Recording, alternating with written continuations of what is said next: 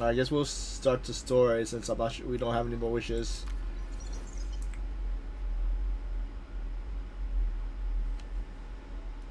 Right. So, La Primavera de Firenze, if I pronounce it correctly. Oh, and before we start, we'll check the trailer. Where's the trailer button? Here we go. This is taking too long. Have you finished sharpening that knife? Soon. Signore, it's difficult to work with these cracked ribs. Not to mention this fever. Stop whining and get to work. All right. Forgive me, Signore. Do you think Mr. Apple could regenerate if we only find his core? What you're searching for isn't just any apple. It's a talking one. This golden apple could only be an offering to the gods. These ribbons are not decorations. Someone used the Dionysias to infiltrate the city.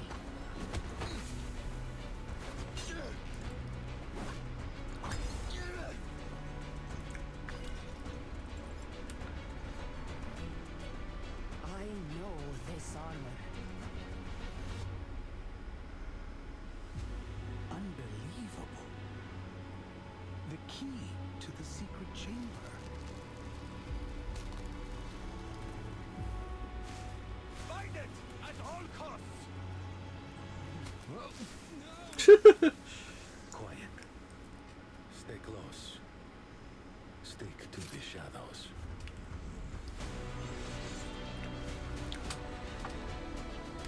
Assassin's Creed Reverse. Assassin's Creed Odyssey.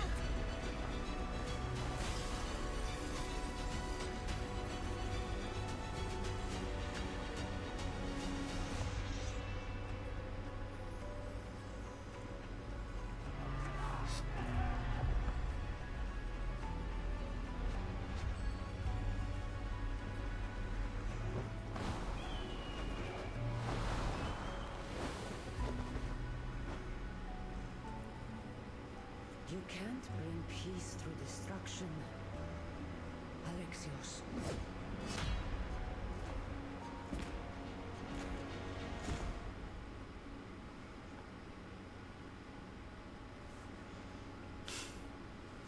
That was an interesting trailer.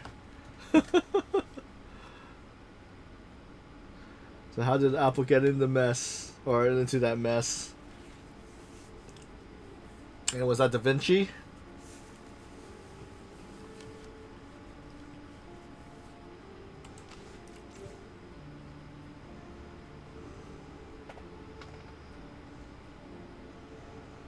Alright. Let's start the event. So, part 1, Particles of Chaos. So let my dog explain it to you. After all, he isn't one to rely on intuition.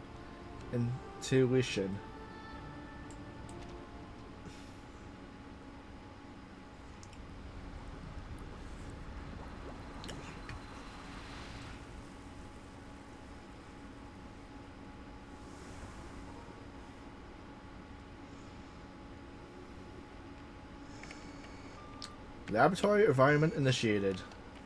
Infirmator activated. Particles generator mode enabled. Estimate particle completion. Temperature 22, relative humanity 65. Observer in position. Loading vitals.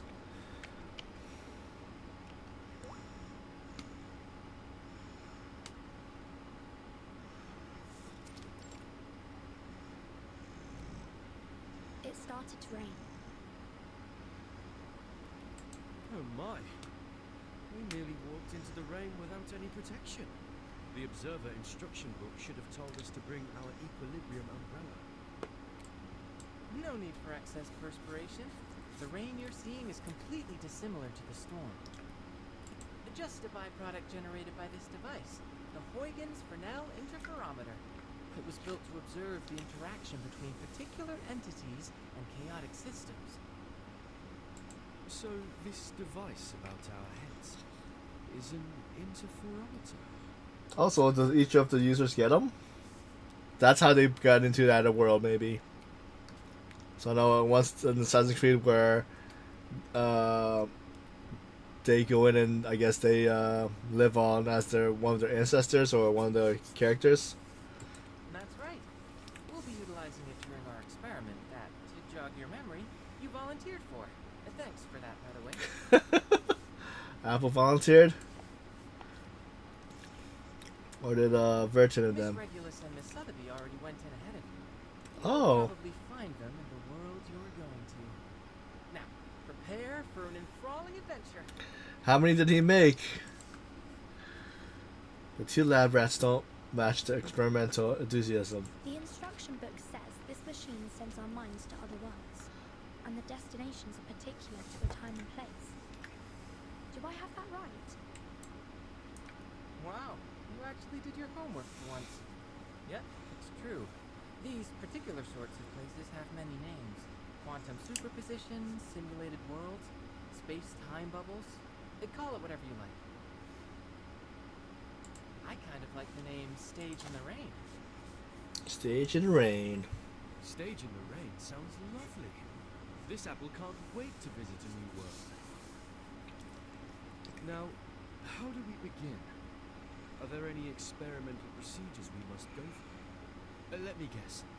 Close your eyes, take a deep breath, and walk clockwise in a circle 3 times. I don't think so. X also amused laugh at Apple's natural humor. No need. Besides, how would I get you to walk in a circle? Well, this apple doesn't see a problem. With that said, if you have no strict procedure, what exactly are you intending with this experiment? Is it a novel scientific experience, or just a jolly bit of fun? Extras. Oh, it's a serious experiment. One in which I propose to examine the very randomness that we usually attempt to avoid. As you stand on the stage, breathing in and out, the raindrop's behavior should start to change. Because I'm breathing on the stage? More precisely, because you exist on the stage. Go ahead and touch the raindrops.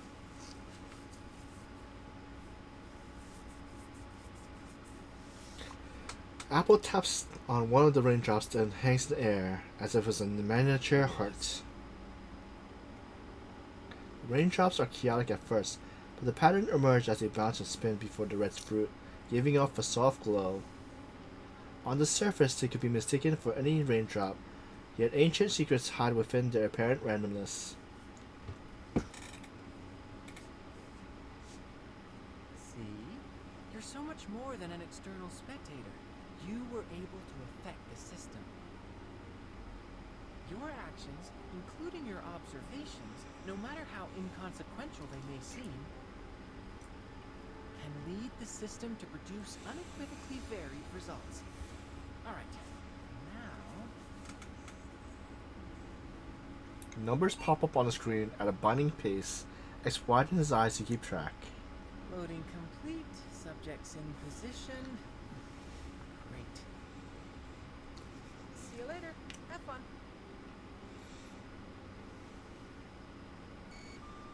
Like, good luck.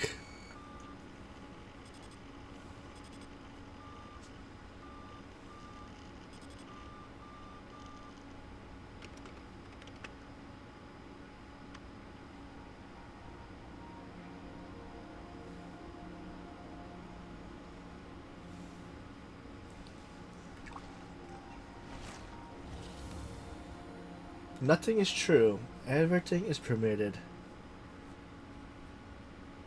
My eyes! So bright.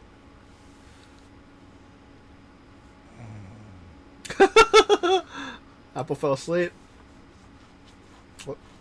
The snowy fruit conscious travels through a dark, raining area to arrive where he is now. Just as the rain patterns disappear, he catches the sound of two distant voices. I'm questioning. Listen, what you hear now is the turbulence of air as it passes through airways. As the soft tissues within vibrate, they produce a familiar sound. Noise. This condition is commonly reckoned to be caused by a disorder of black violet body. Well, I would posit anatomically speaking that it is nothing more than the relaxation of throat muscles during deep slumber. I know what snoring is. If you want to know how an apple can snore.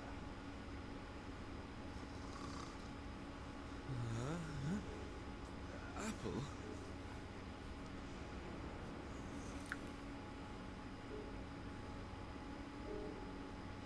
A strangely dressed man is standing by Apple's side.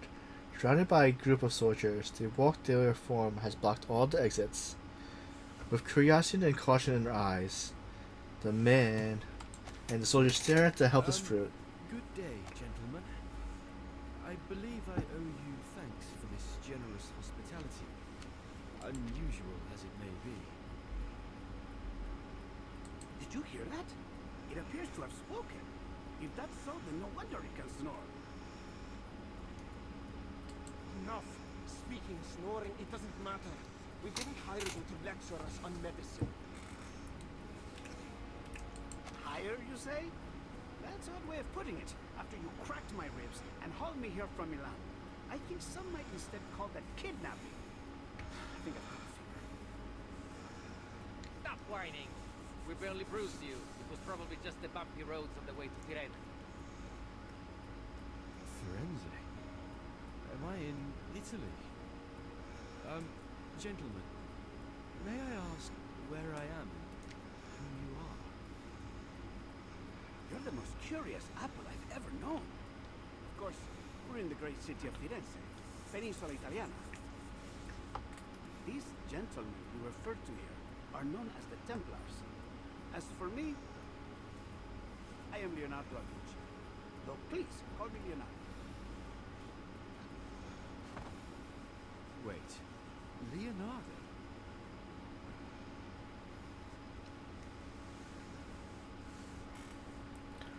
The sun shining in from the window illuminates the man's gentle smile. You're Da Vinci. Leonardo da Vinci. The great painter. But please, as I said, I prefer just Leonardo. Leonardo the inventor or Leonardo the engineer? Perhaps even the anatomist. I should hope there is more to my reputation than just painting. Leonardo's smile doesn't waver at all as the blades of his scalpel glints under the sunlight. Va bene. It's safe to conclude you must be the mythical apple they've been looking for. I've never heard of any other talking apples. And I must conclude you are indeed the Leonardo da Vinci. Although, if I might ask, Leonardo, what are you planning to do with that scalpel? And might this apple request you point it some other way? You see, pointing a knife at someone is seen as somewhat unfriendly where I'm from. Please, do not worry, Senor. This scalpel is a very delicate instrument, one of my favorites. Gold, sharp, and painless. One swift cut and it will find its way straight through the skin down to your core without spilling a drop. Leonardo leans Allow closer me to be Apple. honest with you and state things clearly. I have been asked to cut you into quarters so that I might record the makeup and consistency of your inner flesh. Crisp, by the way. Next, I'll soak your pieces, into a special solution so that I might... Oh, mi cresce. I always get a bit excited whenever I start talking about my work. Now, hold still, Signore Golden Apple. Leonardo reaches down towards the pinned apple. His smile increases less gentle and more wild. Just a little slice.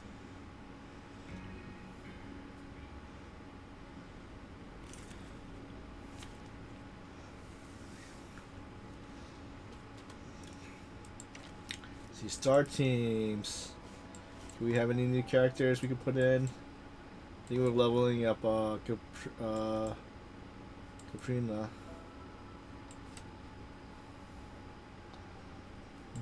Okay, wait, where is she? Oh, there she is. Okay, let's we're taking out these guys, taking out this one too. I forgot that we also got new Euphorias for Marcus, Phila, and who was the other character?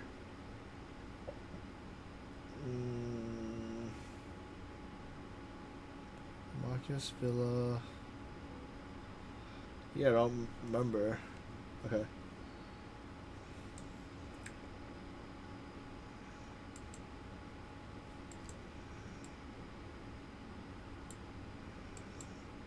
Marcus, Phila. Yeah, who was the third last one? Is it Hesabeth?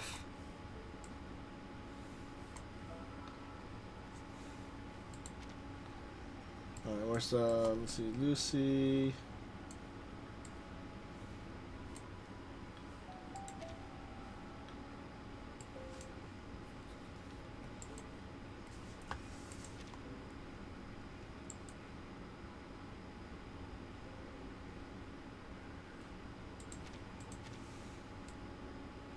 No healers for now.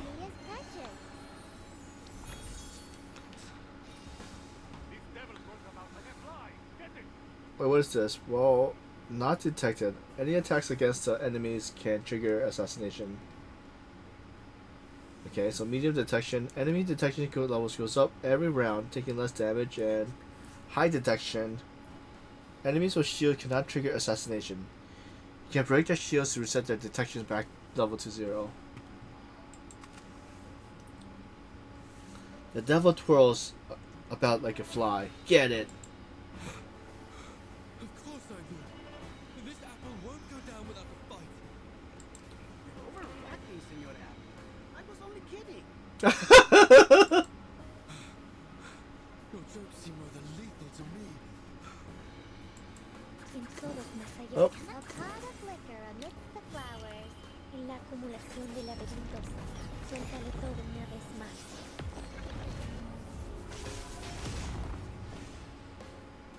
Overkill. I haven't had a eureka moment like this in a while.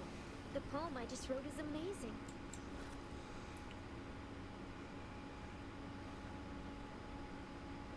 Stop this madness.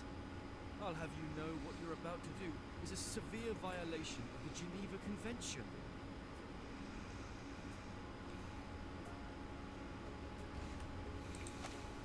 What the devil are you talking about?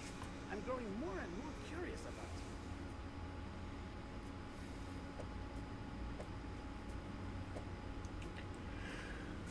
The apple breaks free from his restraints and bounds around the room, but there is nowhere to hide, and the little fruit is eventually cornered. Oh no. Calm down. We can solve this in a civilized manner, can't we?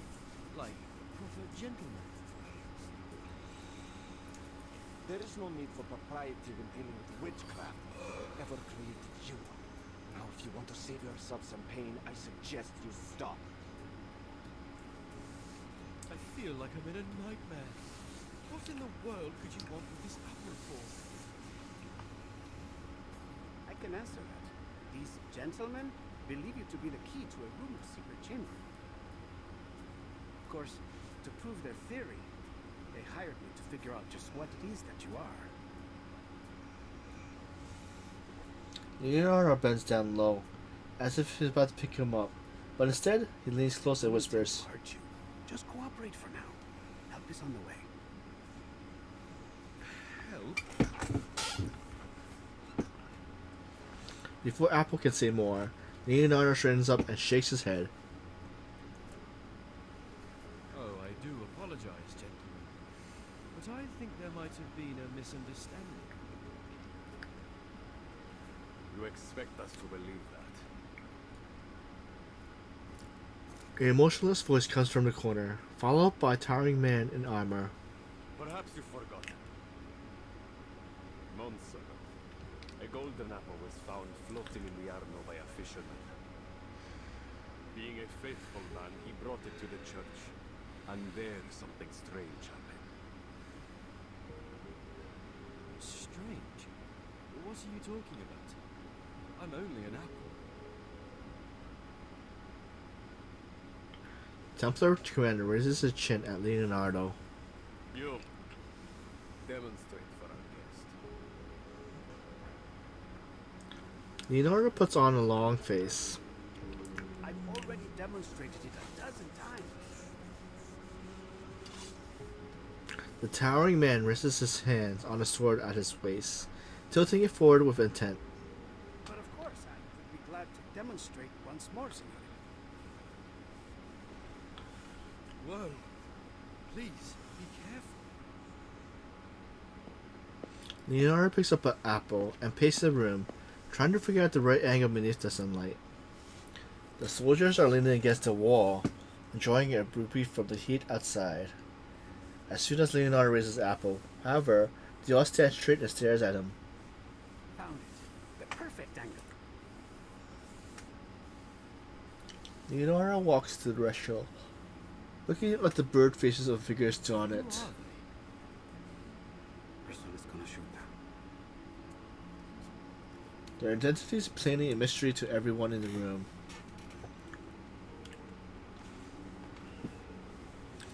They do not appear in the sort that would usually be recorded in the annual of its history, and there is not even a subtle hint of their identity beyond their village.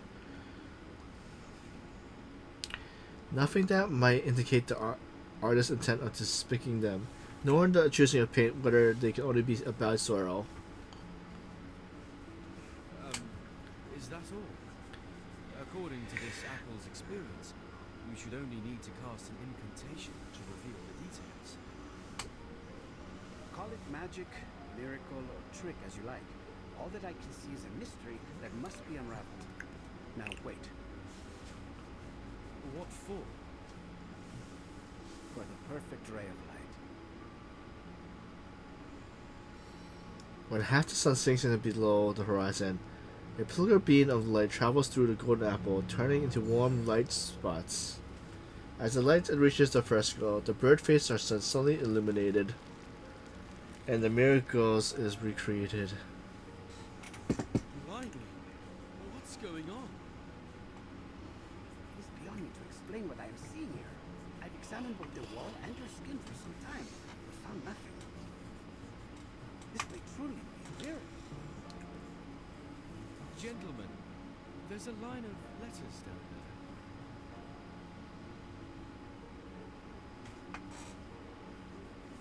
Oh, it's nothing but a Caesar cipher. I can decode this in no time. Let me see. Sub cadente fulgore, cadencia sanguaria, conjuntos. Under the waning glow, the waning sanctuaries unite.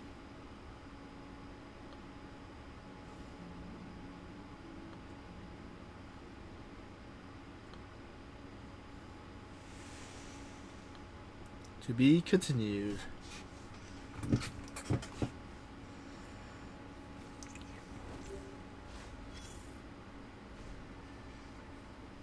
So part 2, Knightly Virtue. Held in great esteem by the people of Troy, Philistine, and Rome.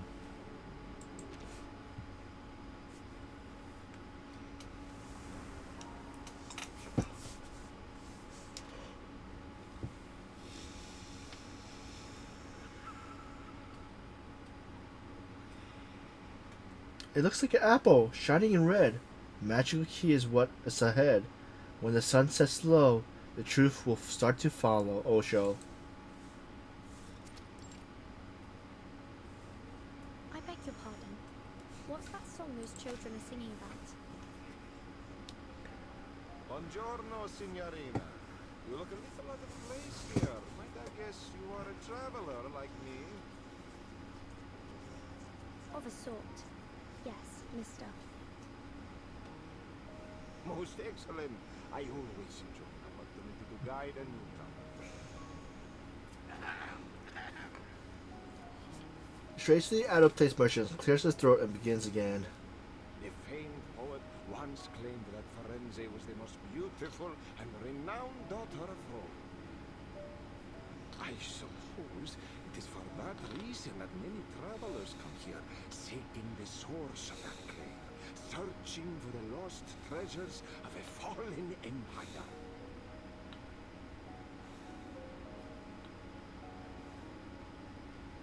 But I hear a rumor now that people are pursuing a new target in our dear Firenze.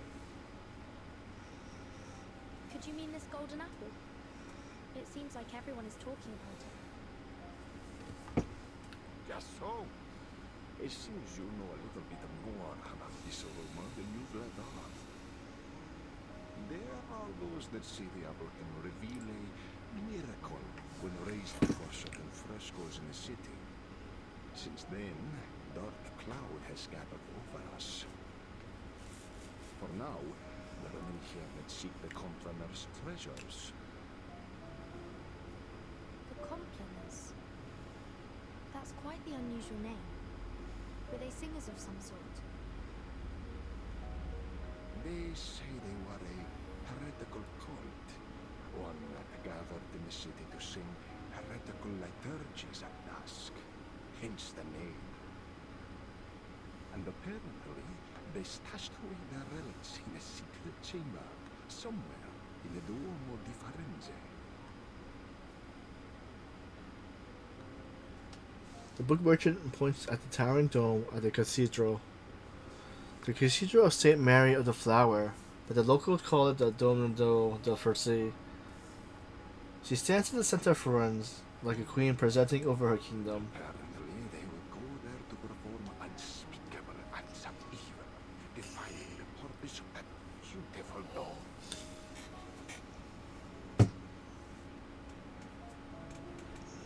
The book merchant looks around and makes a gesture of horror. But the rumors say the relics they've hidden there are worth an incalculable fortune.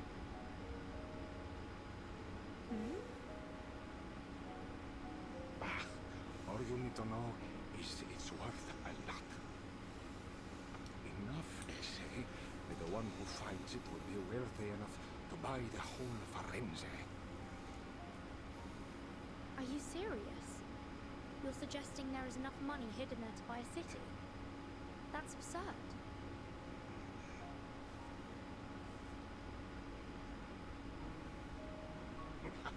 How do you think the manage to control in the first place? Money! You can buy art, soldiers, even a palace. Compared to that, what's so odd about buying a city? I see. A secret chamber of treasures. I do believe I've heard this tall tale before. Or have you now? Well, have you ever heard of a story where the secret entrance to this chamber can only be found through messages hidden in frescoes? That is a new embellishment on the story. I suppose then that must be why this golden apple and its miracles have everyone's attention. Brava, signorina. So, you must be one of those treasure hunters, I guess? In a way, yes. I knew it. But I'm afraid you have your work cut out for you. The dome is larger than you might think. This isn't something you can find searching Olmo at all. The only way to find the chamber is to solve the mystery on the frescoes. Then it looks like I will need some help. The book merchant lights up as he speaks. The next second, he throws a delicate... See, and this is certain to be the help you need. It includes copies of all the frescoes that reacted to the golden apple. It has a silk cover, tempera painting, and images. What's the salesman? And don't throw in a free collection of Dante's poetry. It's a scam.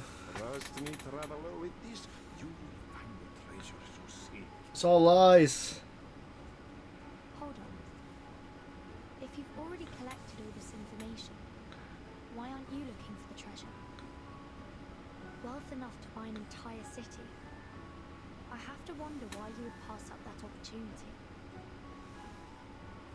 I'm no treasure hunter, Signorina, nor do I think the life of a prince would suit me. I'm content making a living selling the keys to this fortune to others. The book merchant raises the manuscript and puts on the other hand on his chest, looking regretful. The price is usually 10 florins, but as you are my 8th customer today,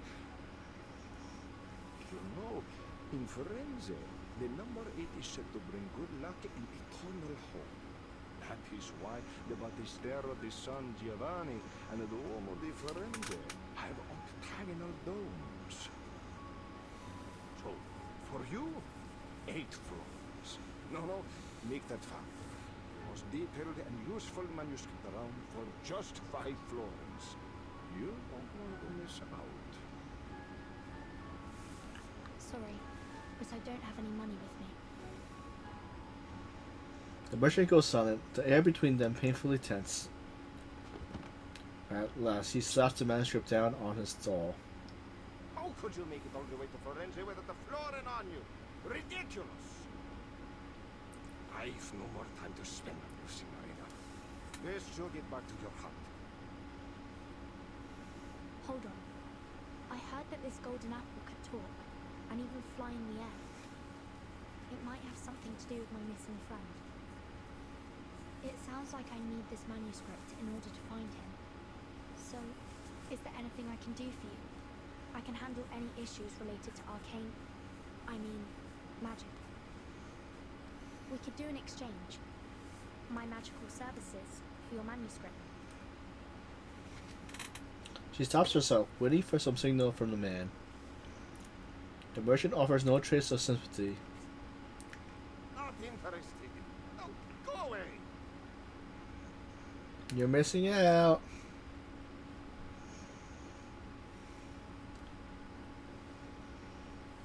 That's just about everything I know about the Complaners, the secret chamber, and the relics. I see. The man's words are too much information for the little fruit's nerves to handle at one time. We've gone to great effort to acquire them. Before us, you've been traded to the Palazzo, then San Marco, and even the Thieves Guild. And me?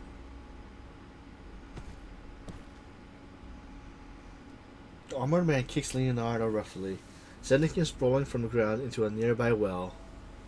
Less talking, more slicing. From now on, you do as I say. Understand?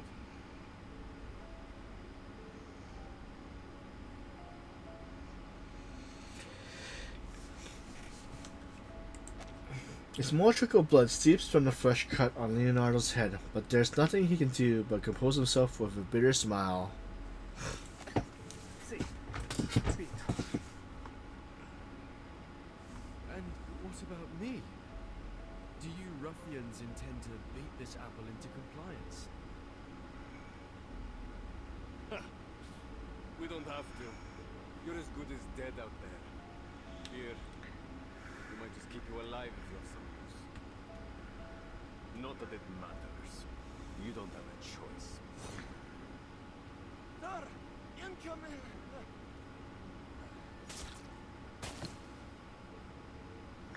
The soldier falls to the ground before he finishes the word, the veins on his face turning green.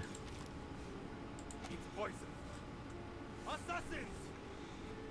How do you get poisoned? They must be on that roof! Got hit.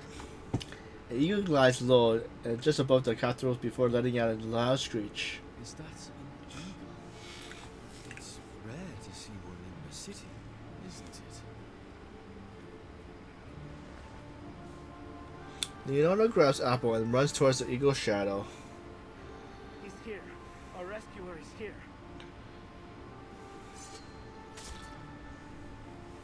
Ezio! A man in gray hood jumps down on two soldiers precisely. Two blades spring from his sleeves, penetrating their chest before they can even react.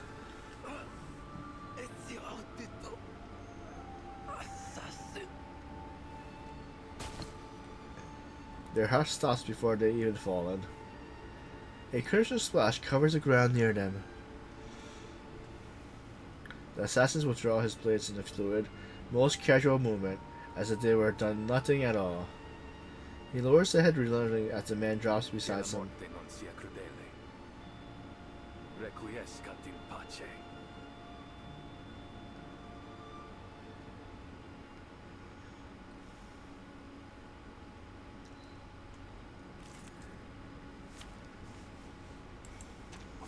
Time to verify my new hypothesis.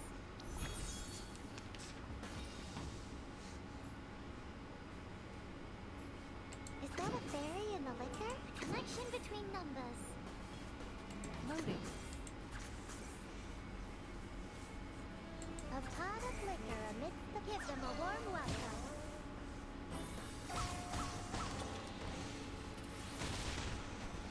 You mean,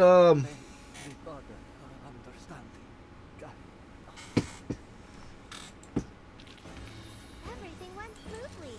Shall we have another round?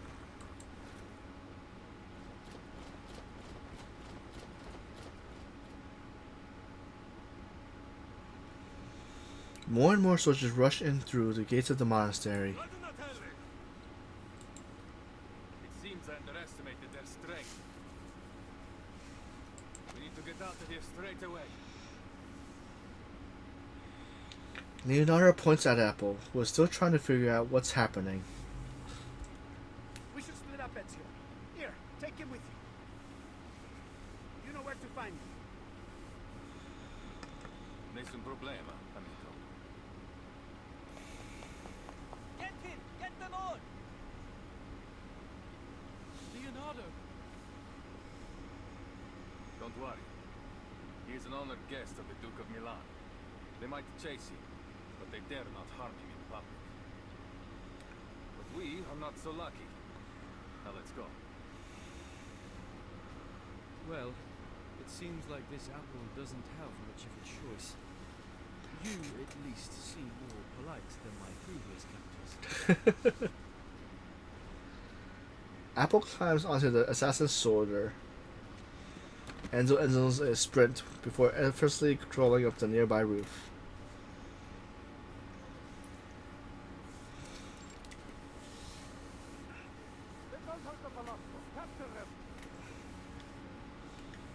You're welcome to try. Hold tight. Sure.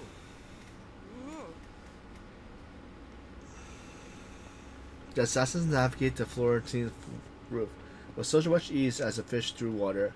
Soon enough, they lost the trail. Up on the roof. There's something gold. Gold? There's the golden apples. Get them. One pursuer, two pursuer. More and more citizens join the hunt. The streets of Florence has never been so more chaotic.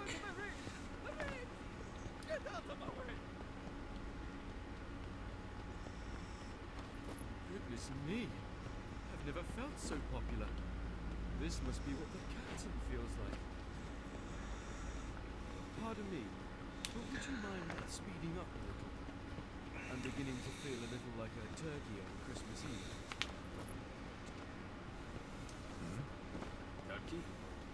It doesn't matter. Speed won't help us now. They're everywhere. But there's still a way out.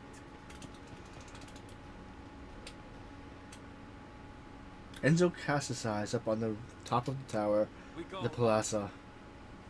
He's got the leap of faith.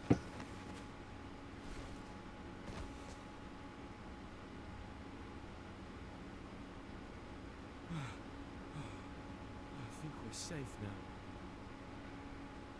This apple certainly appreciates your climbing skills. No one can reach us up here.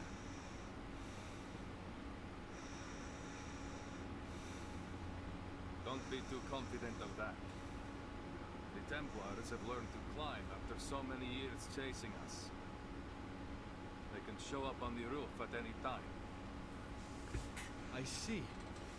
Then this apple will keep alert and ready for danger.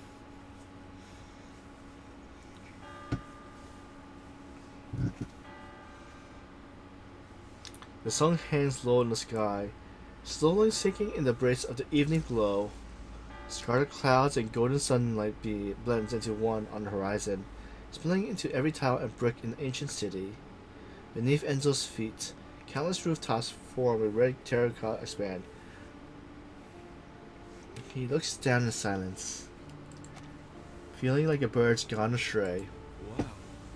This is truly an amazing view. Firenze. It's been too long.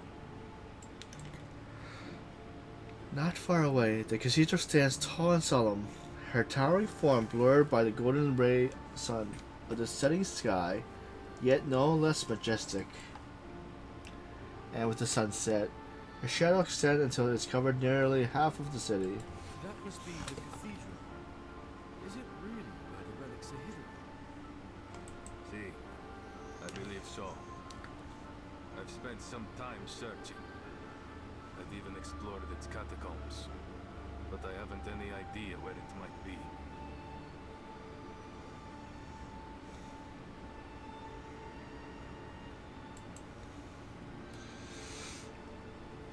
Enzo gazes out at the perfect arc of the dome. Finding this secret chamber is what truly matters.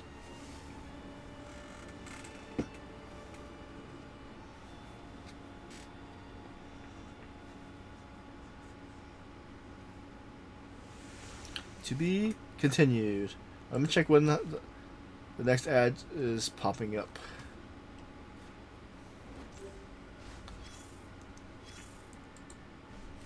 We got... Alright, we're back from the ads. Alright. Part 3, Free Falling. The poet said, lift your head and gaze upon the eternal dome.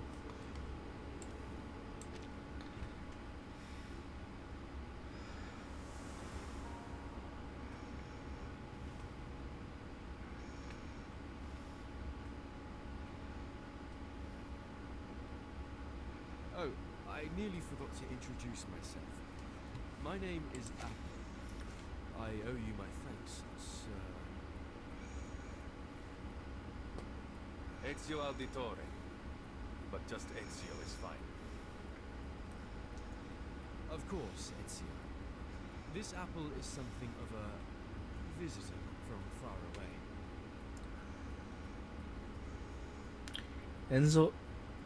Enzo nods. So, you know, you haven't gone unnoticed. I heard word of you from my allies many months ago.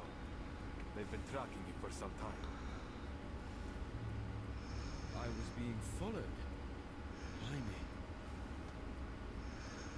We might have never even known you were anything but an ordinary fruit, if you hadn't started talking in your sleep. Leonardo has told you what's going on, see? Is there anything you don't understand? Anything? Everything! These Templars, the Compliners, the frescoes, and you, for that matter! The wind seems to carry his voice far further than it should. I know your friend was only stalling for time, but he all but scared the life out of me when he came at me with that scalpel. There are many things that need explaining. For now, you need only know that these men are Templars, ancient enemies of the Assassins. The war between us has lasted a long, long time. I fear it will never end. I see. Isn't there a more peaceful way to solve this? Too often, violence only treats the symptoms, while letting the disease grow. I wish there was, but no. Too many have died to the ambition of the Templars. Even my own. Ezio pauses, hanging on the next word. Still, there is wisdom in what you say. Violence has a habit of making things worse. But there is a chance now to end this. destroy them once and for all, so that no one else must suffer. Enzo puts his right hand on his chest and bows to Apple. I'm sorry we dragged you into this, Signore Apple. But we must not let the Templars get the relics. So, we need to know where you stand. You and Leonardo seem to be close. The statement confused Enzo, whose eyes Apple is looking for some glimmer of intel, until at last he nods. Good. We've known each other for a long time. Great. Then you have my full trust.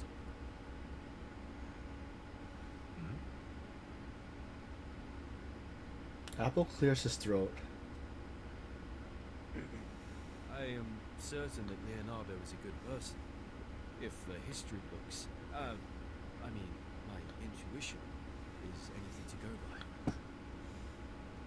So, I believe that one of his close friends must also be trustworthy. Oh? The assassin smiles. Good to see my charm hasn't dulled. Grazie for your trust. Before we go, please allow this apple to make a request. Anything, amico. I am at your service. When I first came to Florence, I was supposed to be with some friends, but we were separated. Would you help me find them? And keep them safe, if need be.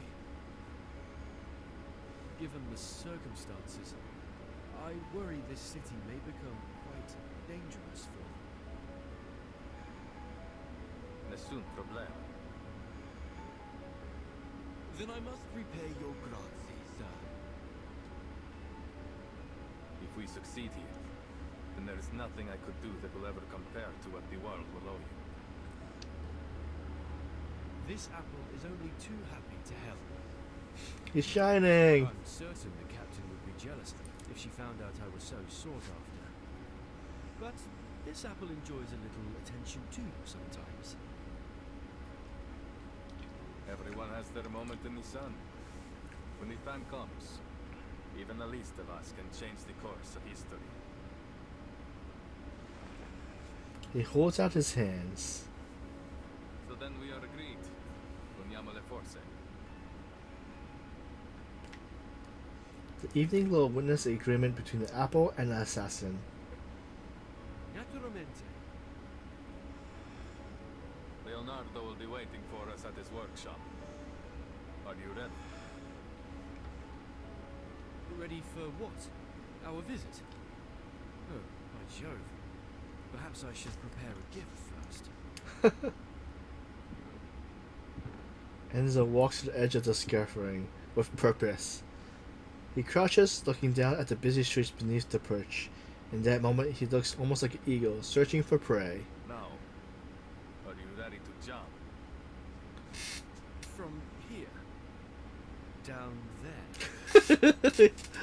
This apple can fly, of course, but from this height, I doubt you would survive. I suggest we find another way. Why waste time? Here we go!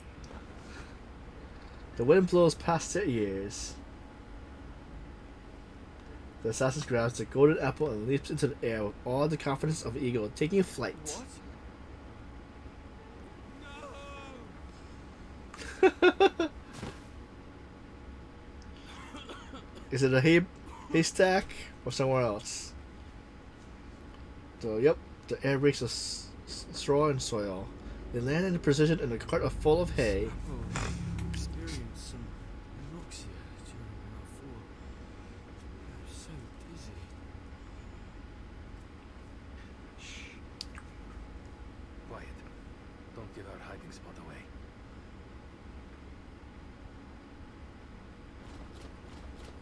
Night has fallen. The man and the fruit hidden in the hay can hear the sounds of marching footsteps. Oh, you with the blue hat. The streets fall silent after that. All the people around the lady with the blue hat, including the two hiding in the hay, waits for her reply.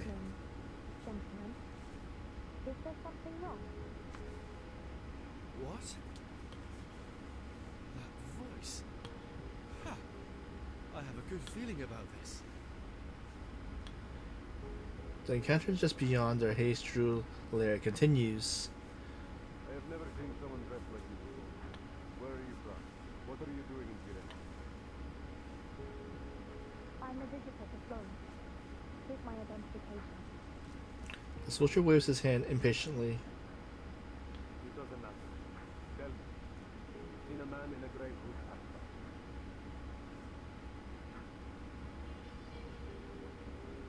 He glances over at the corner of the street. Not far from you, a pile of hay lays gently rustling in the night air, looking entirely and skimpily in the Which I know of. Then have you seen something gold? The soldier draws something like a circle in the air, clumsily.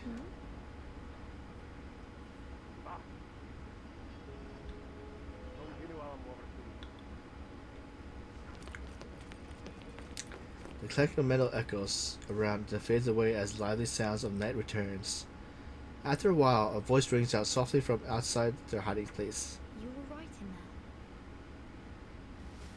The voice hints at an unexpected reunion. Latin! Oh, Miss Apple is ever so glad to see you again. If only I didn't look a right mess. Please, give me a minute. With all the talk about a golden apple, I had a feeling I would find you here. Looks like luck's in my favor this time.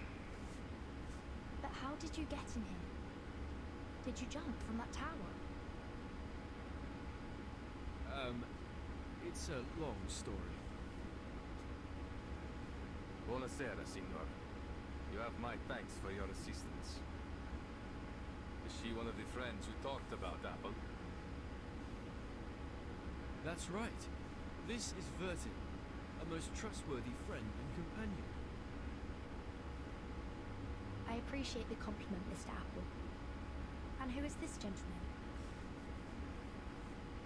This is Ezio Auditore. Ezio. An assassin? Really? Please, don't let the reputation of our name confuse you. We assassins kill, only when there is a just cause. But maybe I can explain later. The curfew will begin soon, and I'd like to avoid any further complications with the guards. My friend must be worried about us already.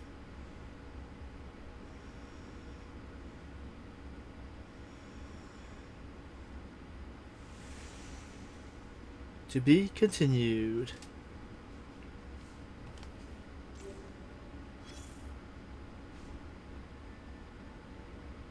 Oh wait, is a reading?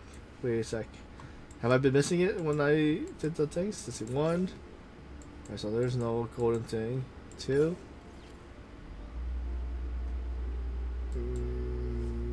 Nope. 3. Huh? Wait, then I thought I saw a golden thing before. No? I must be seeing things. There we go. Watch what. We need volunteers to explore the unknown. Huh? What's wrong, Mr. X? You making?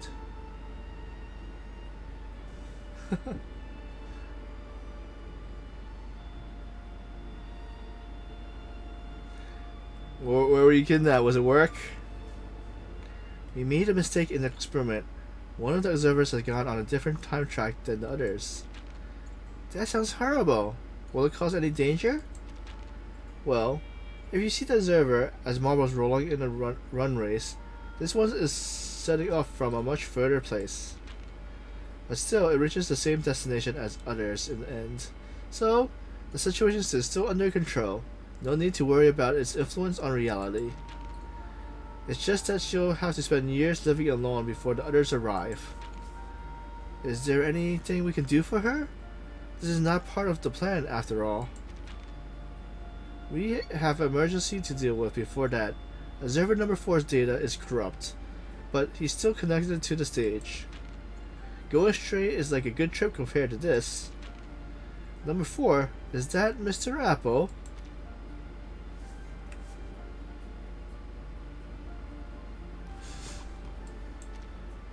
Oh, am I unbanned from it there?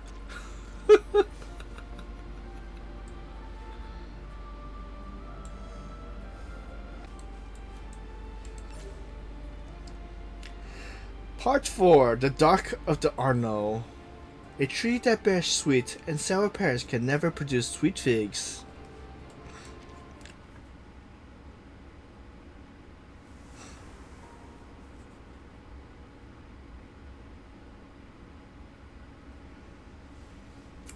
Come forth, prayer of the night. Our blood reddens the offering, our tears blacken the Arno. Our children are reborn beyond the blooming flowers, in the face of God. We are corrupted.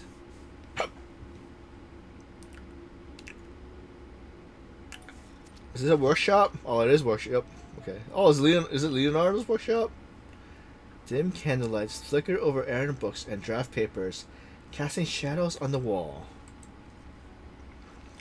Leonardo is fully engrossed with the book held in front of him. They sang and danced to the heretics' music.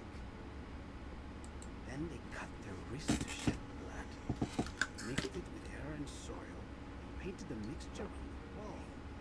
The air smelled strange. They started to laugh and dance just like they did.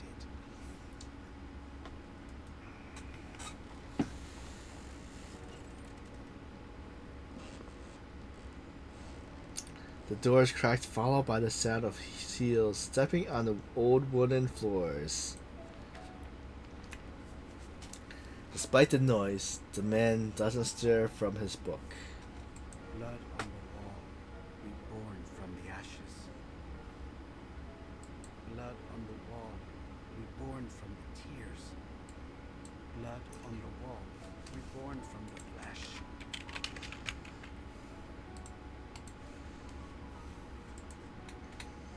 The one who enters the room halts their steps, and all falls completely mute. What? Leonardo at last takes notice of the figure in the room as it approaches him like a ghost from the shadows. Right behind him, creeping closer and closer, Buonasera? the ghost shrouds Leonardo and his book in the shadows and whispers to him. Blood on the wall. I am reborn. Leonardo jumps like a frightened rabbit, stirring up the pages on the ground. So who came by? Is it like one of his like little friends? What's wrong, Mr. It's Sutterby! I was only reading the rest of the spell. Oh, I get it. You were having fun reading those horror stories all alone. I understand. I do love a good ghost story. Oh, that's a cute outfit for her. You might have considered knocking me, senor. The young lady snorts presumptuously. Mr. Leonardo. Mr. Leonardo. Mr. Leonardo. I called your name 3 times in a row, but no one answered. How could you be so rude as to ignore your patroness? Oh, I didn't mean to scare you, but Miss Sotheby has no time to waste.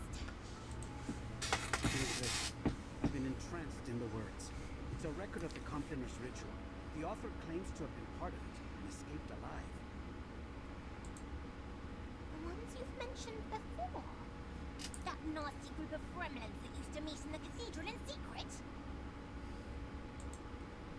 See, they are also the ones who have secreted away the relics that Ezio's searching for. My messenger must have told you why I invited you to come by. Your father just confiscated some manuscripts. Oh, I think you're mistaken. Mr. Domenico is not my father, so I am very grateful for his help. He's not your father? But I was certain that you were introduced as such. It's a long story. The young lady looks up wistfully as she recalls the events. I was wandering around the palazzo when some gentlemen arrived. As I recall, they were all members of the Decemviri. One of them was Mr. Domenico. All of a sudden, he rushed up to me and asked if I was his daughter. He said that I had gone missing many years ago. No offense, Mia Signorina, but that sounds a little like how they kidnap children in Santa Cruz. Thank you for the reminder, Mr. Leonardo. But Sotheby is a mature young lady who can protect herself. After all, I'm standing here talking to you in one piece. Anyway, he started crying about the garden he had built for her. How it had all the rarest plants he could find. He even said he had Tahitian bridal veil, Egyptian privet, and devil's tree. So, Fortuna certainly seems to be on your side. Now, did he give you the manuscripts? I can't imagine he would say no to his long-lost daughter. The young lady nods proudly. ta-da! Miss Sotheby already took the liberty of checking them all. This one is well crafted and has the most detail. It was confiscated from a book merchant. He said, The young lady clears her throat before she continues. it has a silk cover, tempera painting, and gilded edges. Buy it now, and I'll throw in a free collection of Dante's poetry. Incipi Venelius micum mea tibia versus.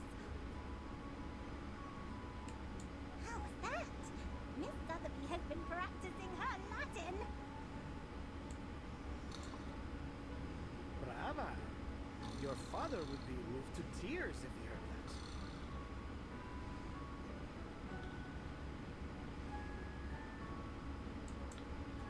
Now that I've given you a hand, could you...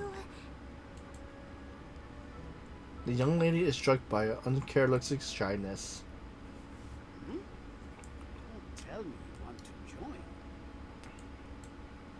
That's right. Please let me join in your adventure. Take me to the cathedral with you.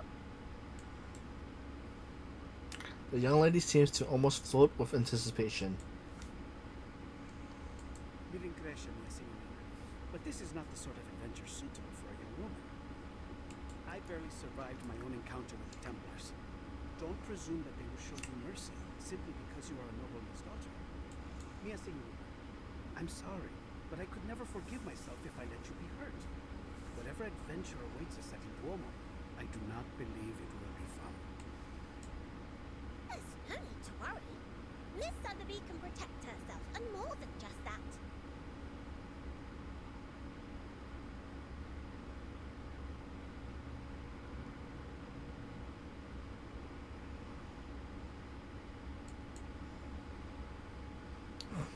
She raises her head proudly, adopting a proud and noble pose.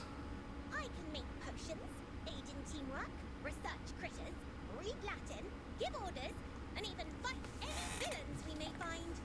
Just let me prove it.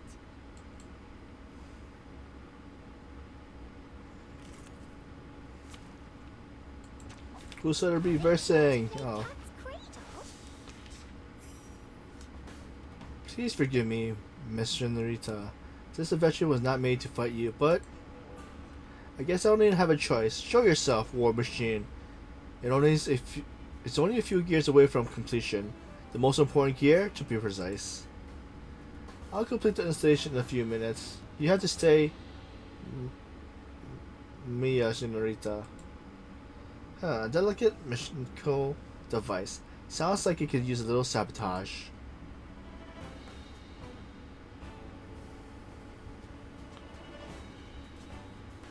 So am I able to...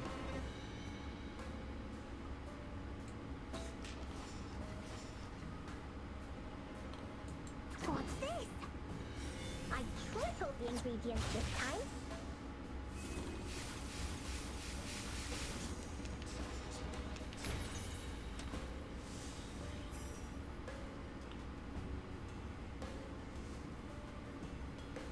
Okay, so... Okay...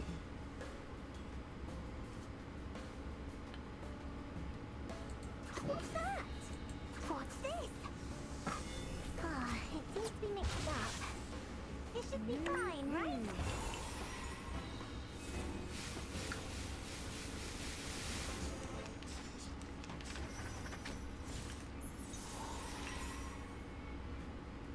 The enemy needs at least 8 gear completes assembles this round. What's that? What's this?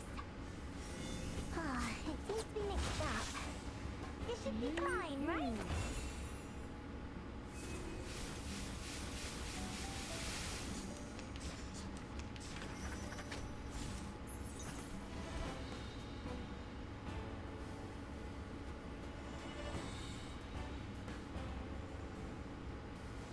Powers transfer secured. Only a few steps to go. Well, Miss Mosa always told me not to celebrate too quickly. Oh no, my war machine. It broke down. I've already said that Sotheby doesn't need a bodyguard.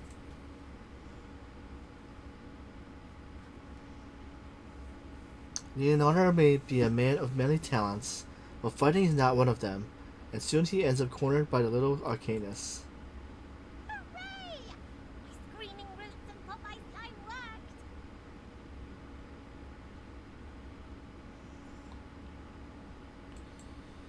Calm down, Signorina.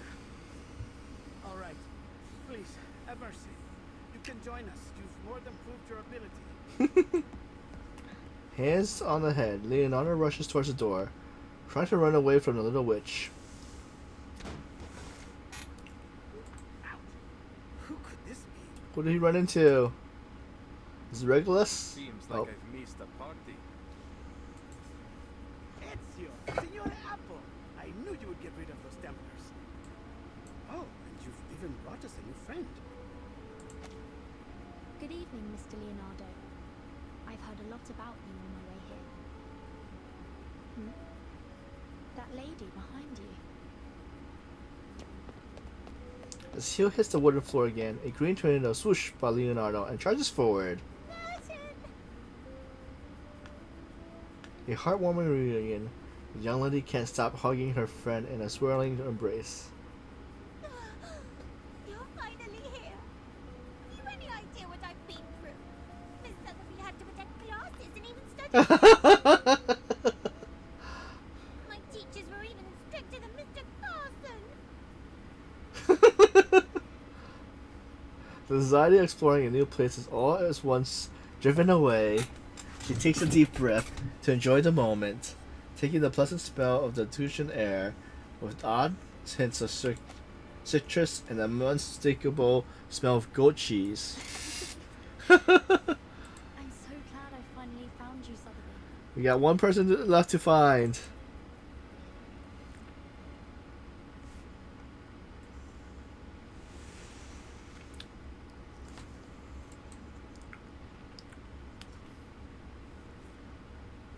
But that wasn't Regulus' scene with Sotheby, or was that something different? Part 5. Practical Geometry. Veiled in sunlight, standing on the moon, wearing a crown of 12 stars, her ascension approaches.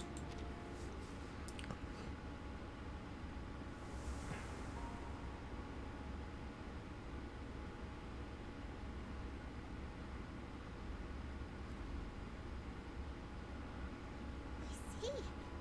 Each of us seems to have had our own adventures after we arrived. How interesting and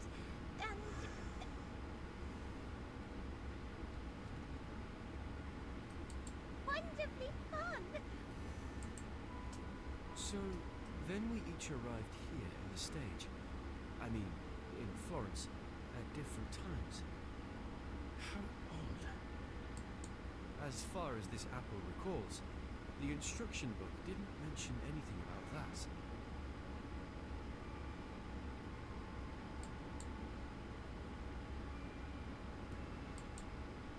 So then you and your friends came here on a sort of pilgrimage.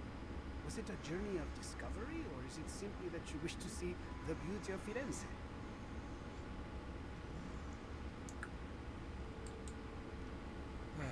It was only supposed to be a quick journey, but something happened along the way. Accidents, murders, and now the threat of an all-out war. Again, I'm sorry, but we're in need of your help, Signore Appa. What do you mean, we? My friends and allies. My fellow assassins. Assassins? Mr. Ezio, I need to know more about this organization of yours before making any decisions. A straightforward request. Va bene. I'll tell you whatever you need to know, if it is in my power to tell you. The assassins have a long history. We do not serve kings, nor do we kill for money. We fight for peace, and for the freedom of mankind. That's very noble of you. I imagine you face many obstructions to that goal. Am I right that these Templars are one of those obstacles? See, they've long been opposed to us.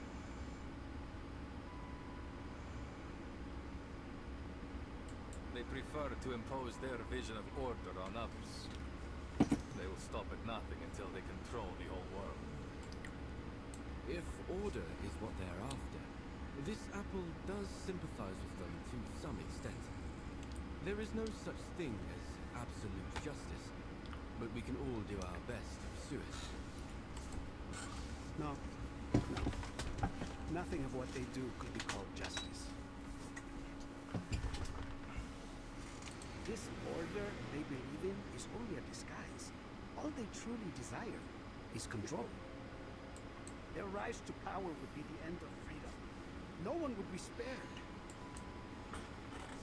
The man furrows his brow, his expression revealing an unusual hint of disdain. I see. Burton relaxed her stance, satisfied with the hooded man's answer. Ask anything of us, we will do it for you. Anything within our reach. All right. As Mr. Apple is already deeply involved in this.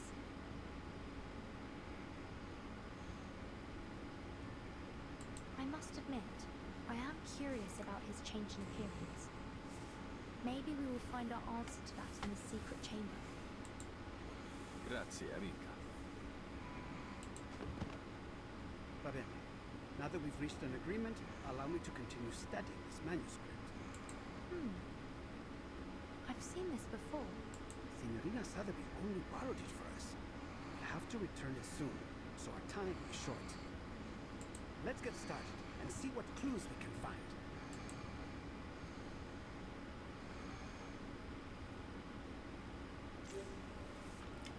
What is this? A new... Use Eagle Vision to find the hidden information on the fresco. I can't make heads or tails of it. Ezio. I'm afraid I'll be needing those keen, all-seeing eyes of yours. Leave it to me.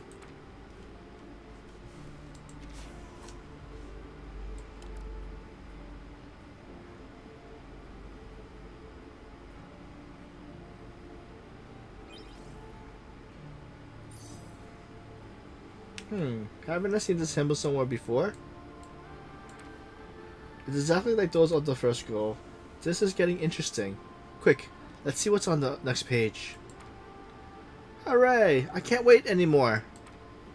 One moment.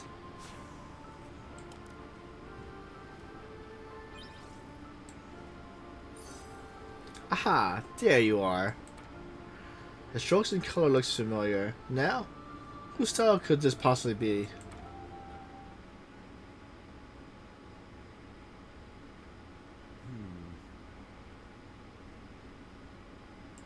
This is most confusing.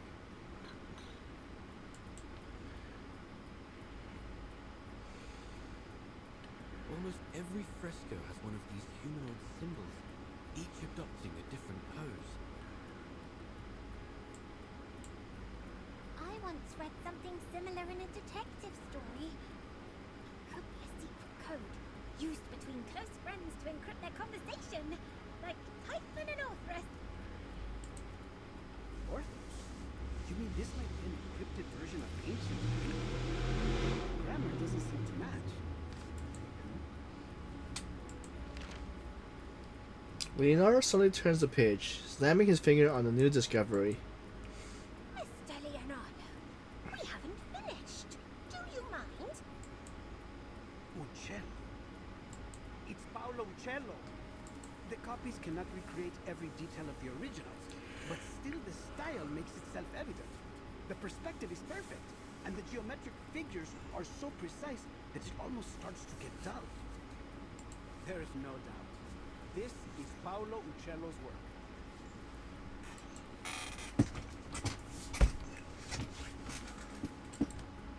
What's wrong, Ezio? I know the name. My mother used to be a patron of his. What? I was young when we met. All I remember is that he was a shy man who kept his head low as he worked. He left before what happened to my family. Then we lost touch. The assassin lets his eye rest on the flickering candlelight in the corner. I haven't seen him since. Ezio's mother, La Signora Maria Auditore, is a kind-hearted patrona. She has sponsored many artists, myself included. I never expected Uccello to be involved, though I've heard he was a strange man. He became obsessed with his studies on perspective. Then eventually he disappeared. Not even his family knew where he went. It was declared that he died some time ago, 1475, I believe. But some claim that he is still alive, still painting, scratching out a living somewhere far from civilization. Hold on. Take a look at the lines in the other frescoes. This bird, its lines are rougher than Uccello's. These were drawn by someone else, an imitator. You're right. This is a counterfeit. This apple hadn't expected an assassin to be so cultured, Ezio. Leonardo pats Ezio on the shoulder, smiling. Don't be fooled by his rough exterior, Signore. The Auditores were once one of the great families of Firenze. Not so powerful as the Medicis, but still.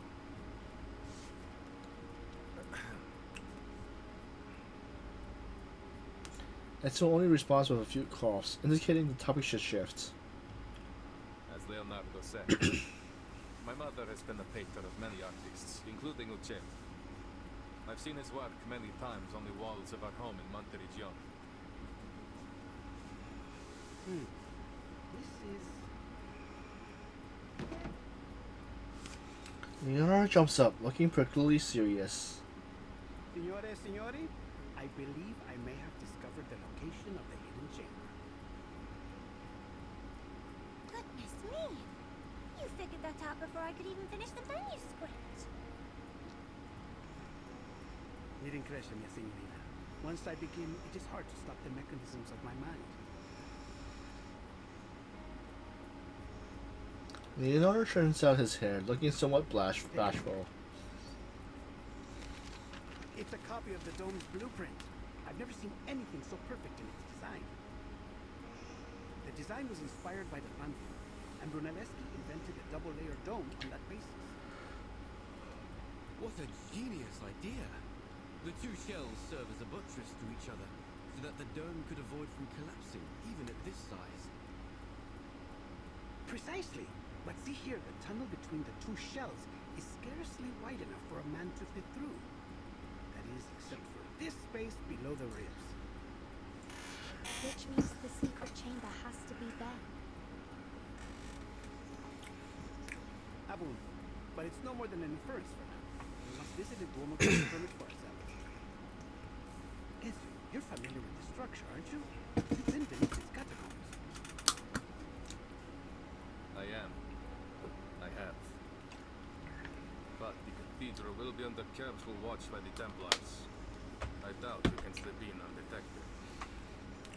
We need another way in. Don't worry, I have already devised a way. Leonardo winks and smiles, which is just a surprise. Have you heard of my work there? The Assumption of Mary?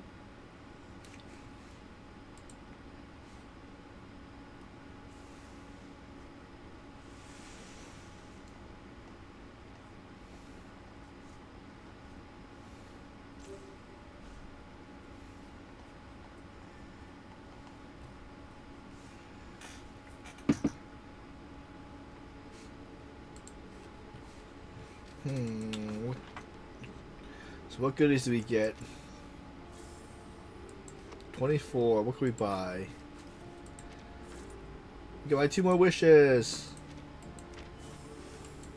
Alright, but I still don't think that's enough anyway.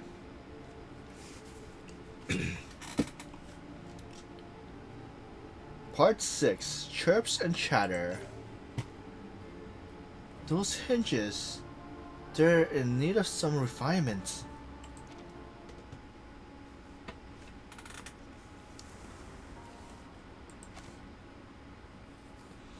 Let's see if we can make it up to 12 tonight. Afternoon on the next day.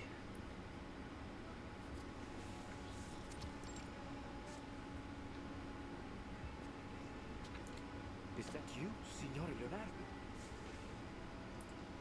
Thank God. I still hadn't truly believed the rumors of your return. I know. There was some trouble in Milan. We've heard about the scandal concerning Duke Sforza. How savage. That's why I came back, with a creative fever inspired by my pains.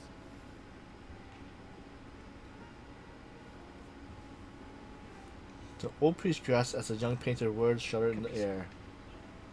So, and have you come to finish the Assumption of Mary? It's been 4 years since you left. We've been careful to leave it untouched. Now, by the light of the Lord, you're finally back. We emptied the Duomo as you requested. I promise no one will bother you. Grazie. I must get to work right away. My inspiration may fade at any moment.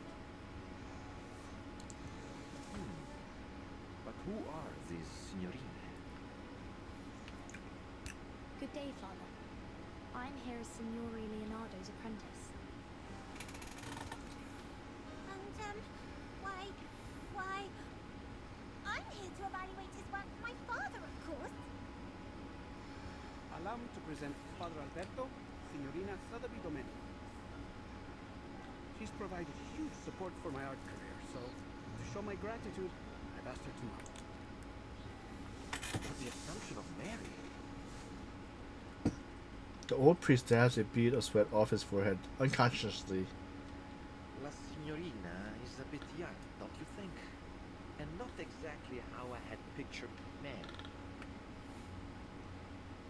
Who is the artist, Father? Do not let your mind be so entrenched by outdated styles. When you look for a model, you must focus on their soul, not simply their flesh. You pay too much attention to her appearance, yet neglect what's inside. The Assumption of Mary depicts La Madonna's reception into heaven, not just in body, but in spirit as well. And what do you think best captures that moment, Father?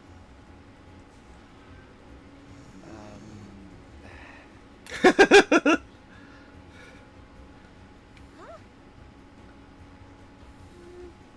Why are you looking at me? Leonardo gestures at Sotheby's, presenting her like a showman. Exacto. That innocence and vitality. She may be a little young, but her spirit is perfect. In fact, it is that innocence which makes her more qualified than anyone. She will be indispensable for my work, for my inspiration, you know? Oh well. Then I must thank you for your confidence, Signor Leonardo. You have convinced me once again, Leonardo. Although, something tells me that we should go deeper into this topic. Another time, perhaps. For now, I will trust in your piety and capability. Please let me know if you need anything else. As it happens, there is something, Father. You see, I would like to try some new perspective techniques on this work. I know that Paolo is a master of perspective. Do you have any of his works around? See, San George and the Dragon, one of his masterpieces. But I have already seared this one into my mind. Have you any others? Yes, there's another fresco in the dome, but it was suspended midway by the sponsor, the Arte della Lana. More than a dozen artisans and artists, including Signore Uccello, the chief painter, participated in this project. But none of them received a single florin for their work. Che Dio li benedica. Oh, how terrible. Those poor artists. What happened? This was nearly 20 years ago. I suppose it was simply too expensive. The dome itself is rarely lit. It is only natural that our money go to the central nave, where all the faithful might see it. I should leave you to your work, Signor. Che Dio vi benedica tutti.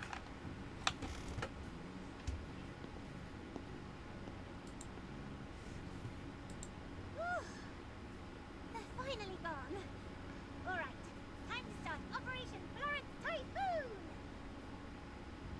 Wait, where's Vertin? Right behind you. Oh, where did you go? We're about to get started. I wanted to make sure that there was no one else in the building before we began. I believe we are alone now. We shouldn't be disturbed for some time. It's always good to be cautious, Signorina. I should signal Ezio and Signor Apple now. They've waited long enough. Is there something wrong, Vertin? You don't look well. I'm fine. I'm not used to the smells here. The smells? It's frankincense. And myrrh. Those are the most prominent ones I can detect. I believe there may be some other local florals. I wonder if all the incense is meant to make you dizzy on purpose. What better way is there to see clouds and angels? That's a clever theory. But heavy incense can certainly be unpleasant for some people. Oh! But Miss Sotheby has the perfect thing to help. What's she grabbing? Oh. Apply 2 drops just inside your nose, and you should be right as rain. Thank you.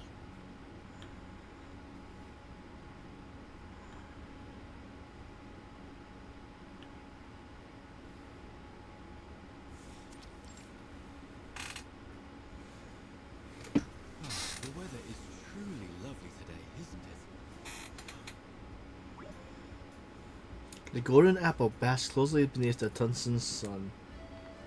Any sign of the signal yet? Not yet. A short time later, the assassin makes his way to the apple's side. There's a window near the reaps. We should be able to sneak in through there. Marvelous. All that's left to do is to wait for their signal.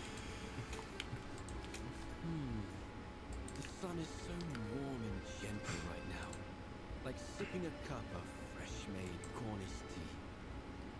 Ouch!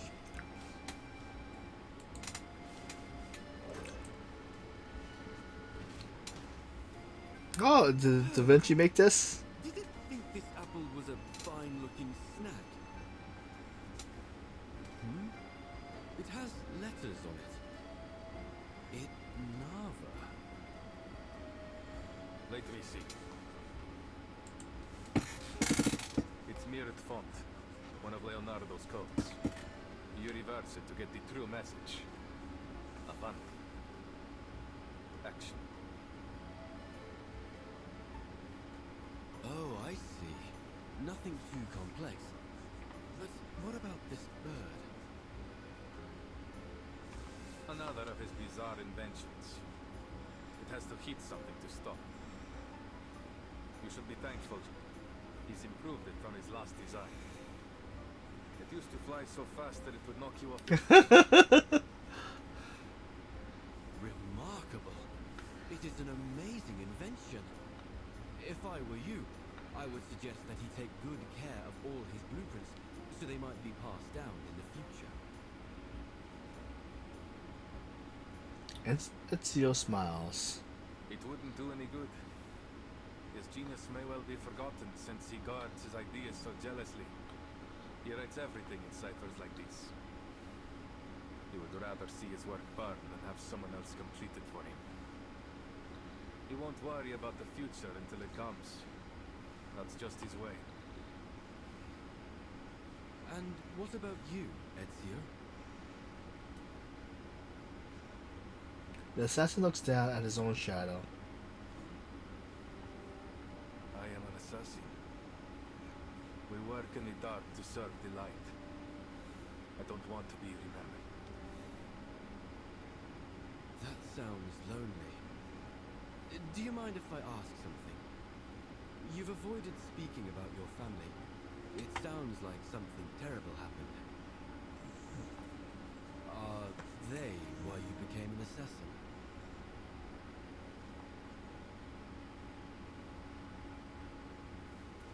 It is a long story. My father and brothers were killed by the Templars. The assassin covers his face beneath his hood and replies in a soft I was only voice. 17. So much has changed since then. I've changed.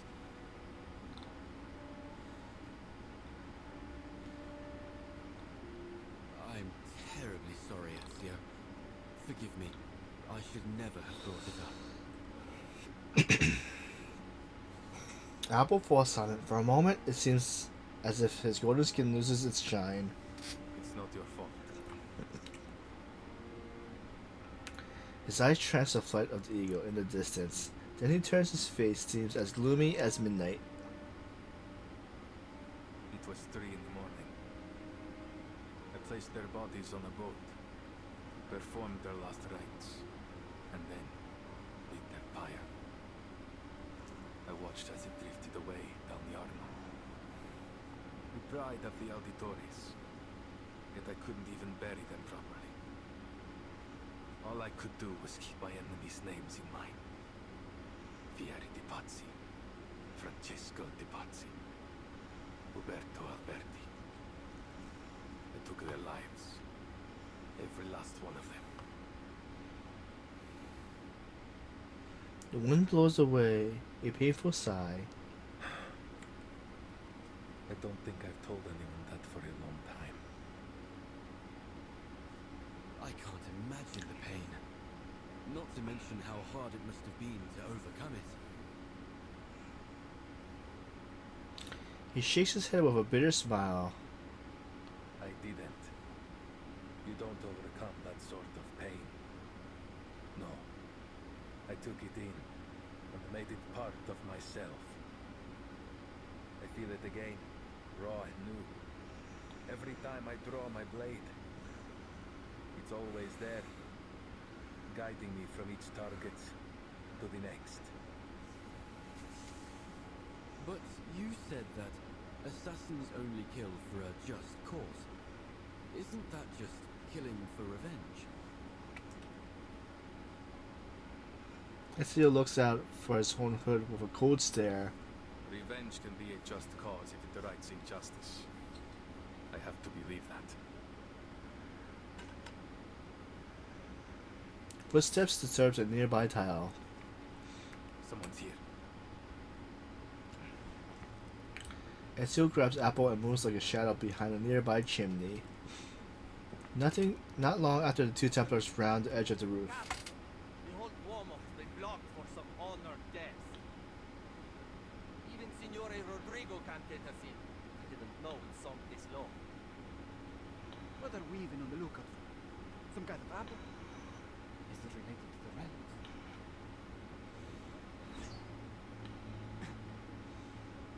What now? Under Templar's reach for his neck. A poison arrow. He falls to the ground before finishing his words. What? Assassin! Assassin over here!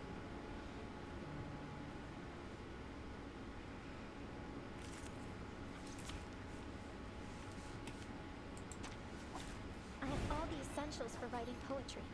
You, me, and our opponent.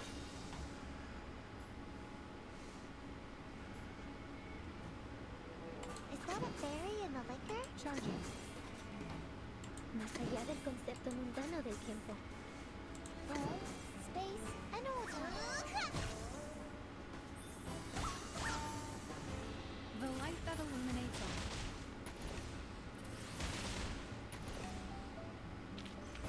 Yet another proof nearing perfection.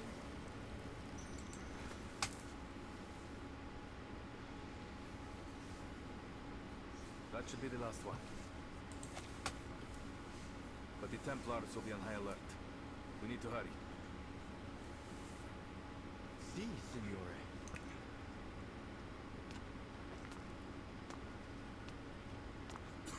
It's dusty in here. Are you sure this is the right way, Ezio? It's the only one that isn't crawling with Templars, so it has to be. I guess that's a good point. Look, there's light ahead.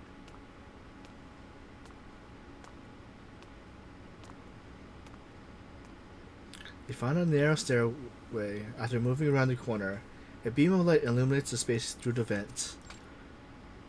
Oh, who would have guessed? A secret tunnel. Let's go, amigo.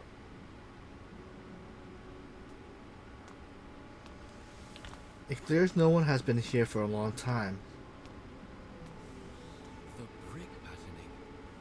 It's like nothing I've ever seen before. The dome bricks are arranged diagonally, layered all over the way in the shadow at the top. We call it the Spina di Pesce, herringbone. Another of Brunelleschi's innovations. I know next to nothing about architecture, but Leonardo would say it helps to carry the weight of the dome. That makes perfect sense. The diagonal arrangement must prevent them from shifting under the immense weight. A positively genius design. And to realize it, the bricks must have been layered with incredible precision. Apple sighs unconsciously. That would explain why it took so long to complete. 16 years. I'm certain it must have been exciting to witness its completion after so much time. Brunelleschi, Leonardo, Uccello. Your hometown is full of amazing people, Ezio. This apple wishes he had been born here.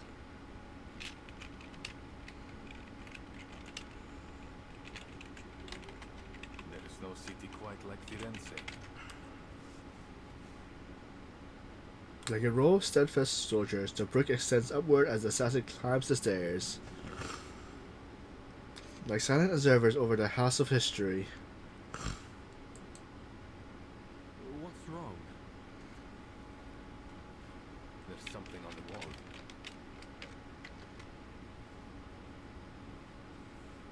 Several humanized symbols have been hiding in the nook. These appear to be the same symbols from the manuscript. Then we're on the right path. Look, another symbol over there.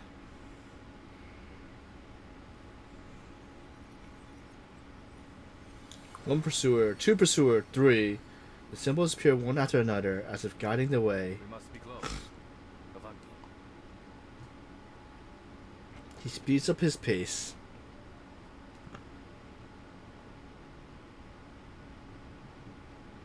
The symbol converges into a single destination.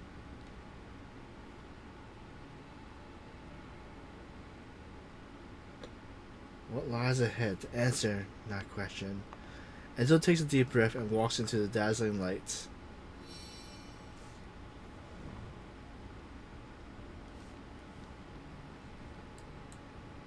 The blinding light slowly dims, giving way to the gentle warmth of candlelight. When he opens his eyes again, he sees several discolored furrow. In the middle of the silent figures, flowers and birds, a blank space. So, this is the secret chamber.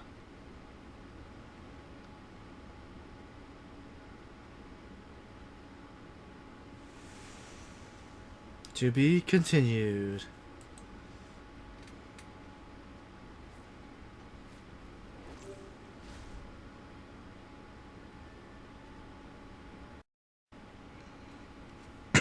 Part 7.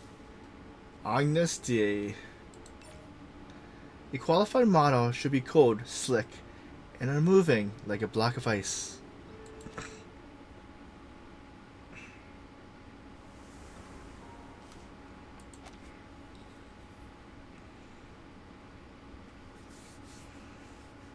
They say, come, let us build ourselves a city with a tower that reaches to the heaven.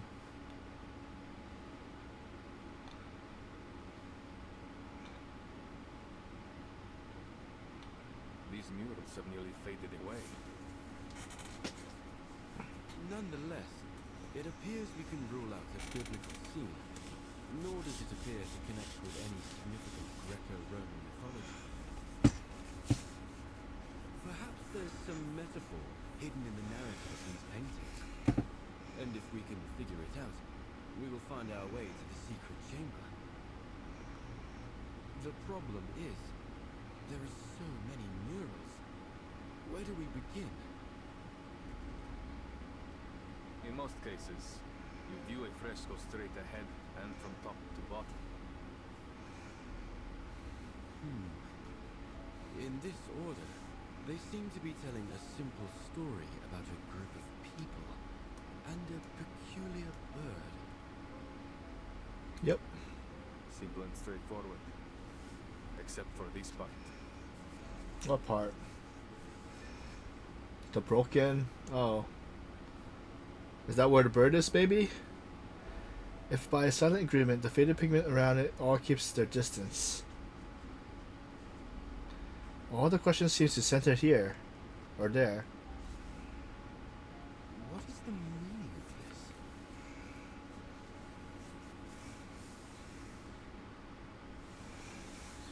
What is the meaning of this?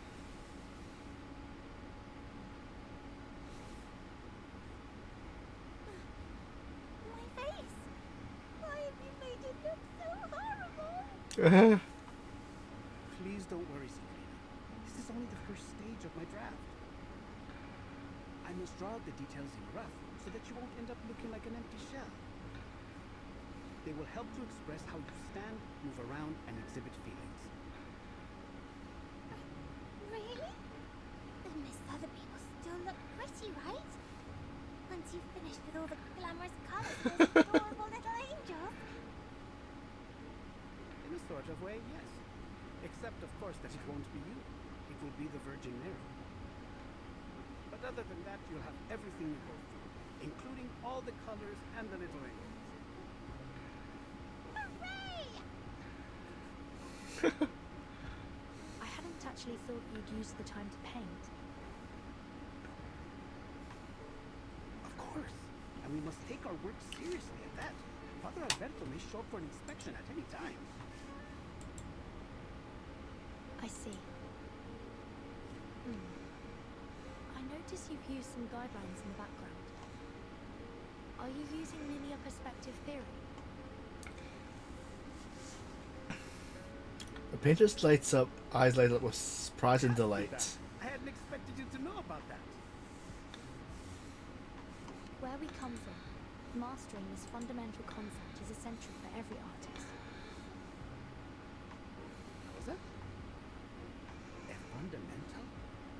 your homeland some kind of painter's paradise. Don't tell me even your snails can paint. Oh, that would be such a delight, don't you think? I've never painted snails, but I've painted eggs. Mr. Carson once told me it was a part of your training method that... Excuse me. Sorry to interrupt. Perhaps, Mr. Leonardo, you could tell us more about your use of linear perspective. My understanding of it might differ from yours. Con piacere.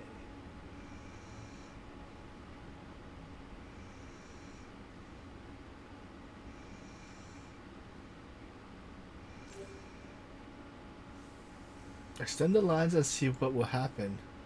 Do you see these lines? Objects can be made to look larger or smaller depending on where you are on the line. Using them, you can create a convincing sense of depth.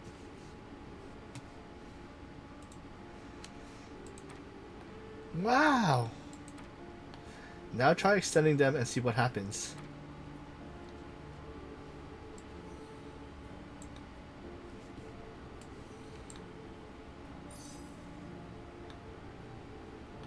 Exactly. These are the orthogonic or perspective lines. These lines spring from the vanishing points.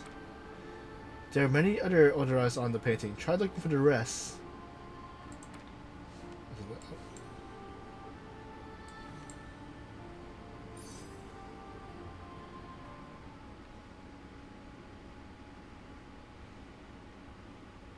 Two vanishing points, huh? I wonder if a painting can have 3, 4, or an infinite number of vanishing points.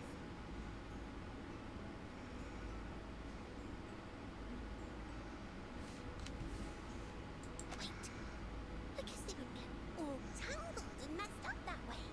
What was I thinking? Multiple vanishing points. Waning sanctuaries. Eureka! I can't believe I didn't think of it sooner. If the whole thing is connected to Paolo Cello, then of course, linear perspective would be crucial for solving the riddle. He turns around, excitement gleaming in his eyes as he looks at his two bewildered companions. Still remember the riddle? Sub cadente fulgore, cadencia sanctuaria coniunguntur. Could waning sanctuaries be his way of saying vanishing points? See? I believe so.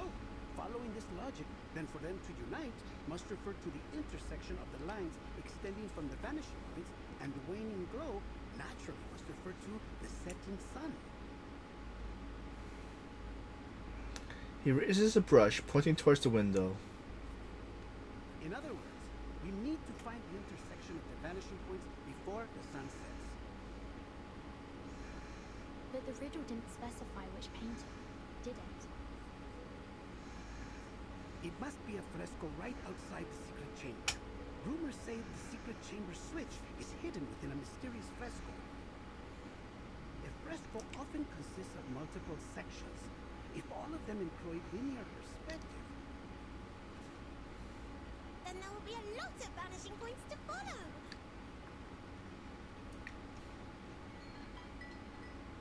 The sound of the bells tolling reverberated through the building, mingling and the rising smoke from a nearby censer. by the bells, it must be 5 already. We must hurry and inform Ezio of our discovery. We won't be able to solve the riddle once night falls. Time is of the essence. Uh-huh. Then it's time we take action. Mr. Leonardo, please stay here and keep Father Alberto busy while Burton and I inform Mr. Apple about...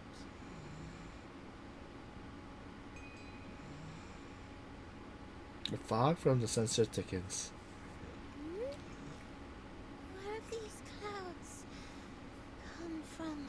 Oh, I feel like... is it sleeping I gas? could use some shut-eye right now. No, this isn't time to sleep. We must find... Wait. What are we trying to find?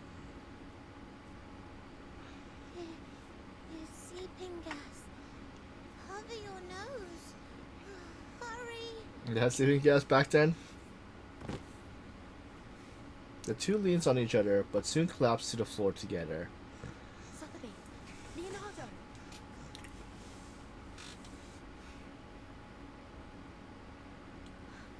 Not good. This fog is getting thicker by the second. She scrambles to get away, but soon falls to the floor with the others. After an unknown amount of time, soft footsteps echoes in the darkness. Leonardo? What's going on here? Have you fallen asleep? Their silence is a silent affirmation. Keep on sleeping, Collabs, and may you have sweet dreams. May the Father of Understanding guide us.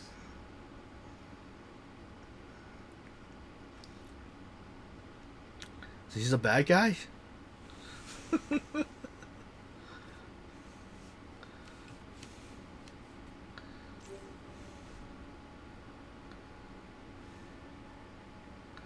Part 8.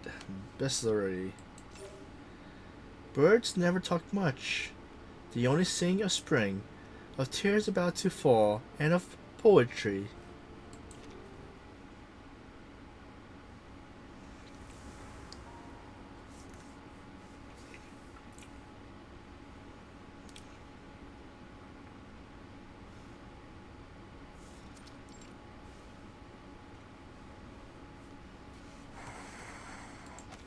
Apple fell asleep too? Oh, but they're in the other place.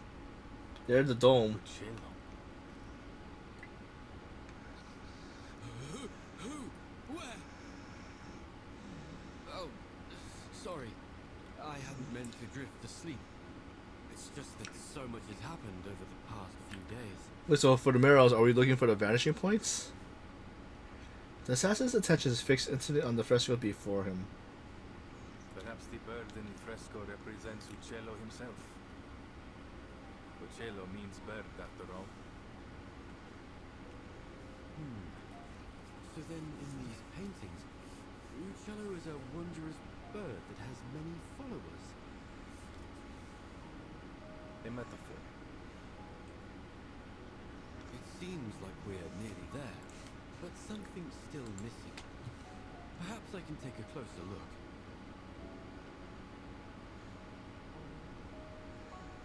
Apple slowly floats upward to the blank area.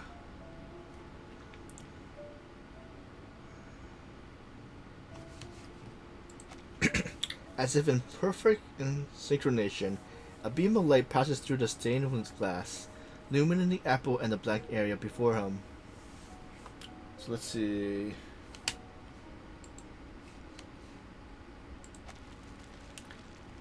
Further red, Viva green, a palette of new colors blossom in the light, only to fade in the ebbing tide. You saw that too, right? Ezio nods. There were colors. Fleeting, yes. But no trace of color is ever fully erased. Let's see. Enzo wipes the blank section of the wall, then stiffs his hand. There's a faint metallic smell. Metallic smell. But this apple doesn't see anything on the wall that could create such a smell. Trust me. In my line of work, I've become very familiar with this scent. There's an unwavering confidence in his tone. I do hope you aren't implying that those awful rumors that Mr. Leonardo told me yesterday are true.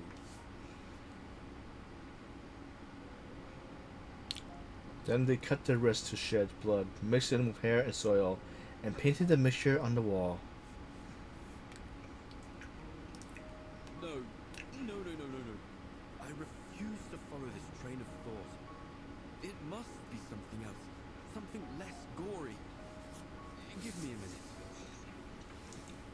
Metal oxidation, frescoes, and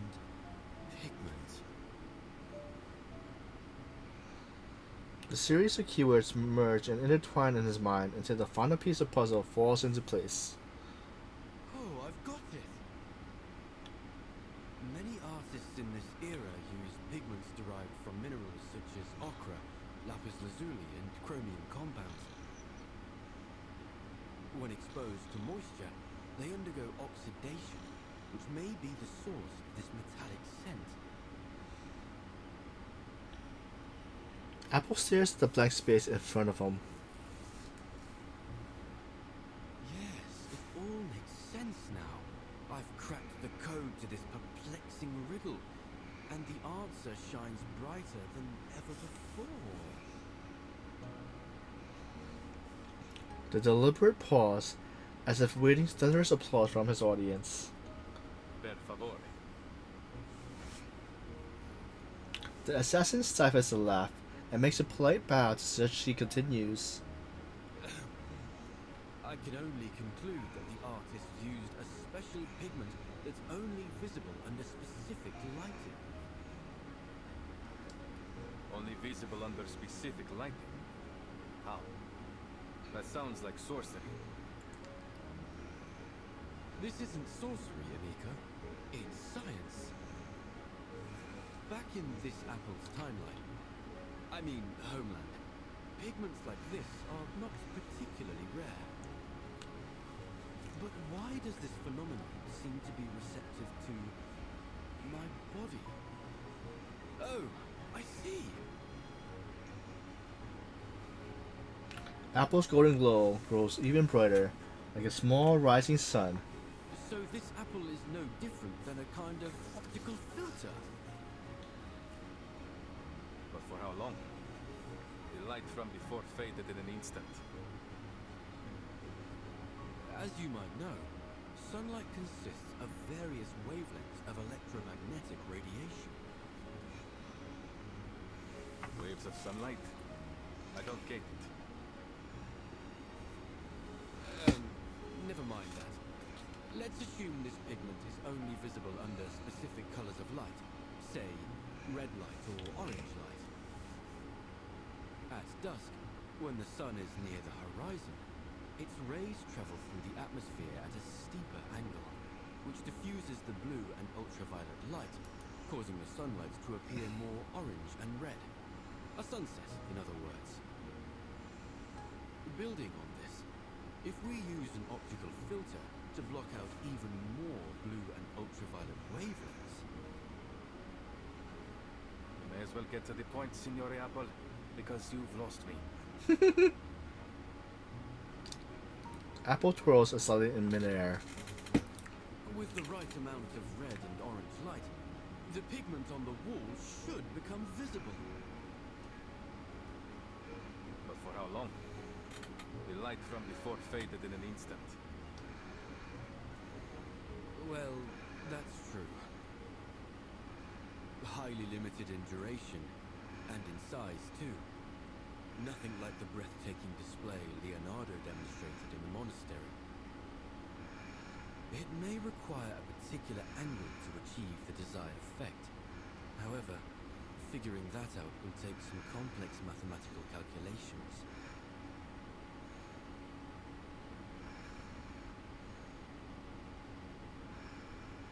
The white space remained undisturbed, impervious to observers.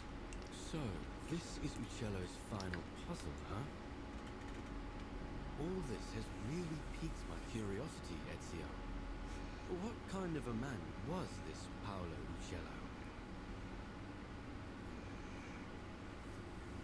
Mi dispiace. I can't even recall his face. Though I'm not surprised by his use of riddles. If he is anything like the other artists I know. They all like hiding puzzles in their work. It's a means of protecting them from imposters.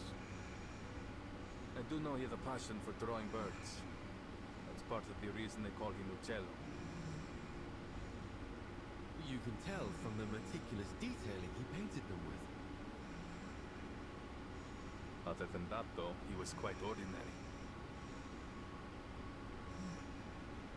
Not as loud as Leonardo, nor as eccentric as Boucherdi. Is that so?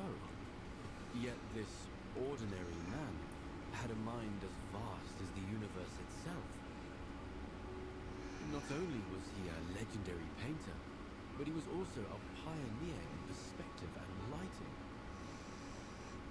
The perplexing puzzles he left in his works have proved an enduring challenge for scholars to decipher.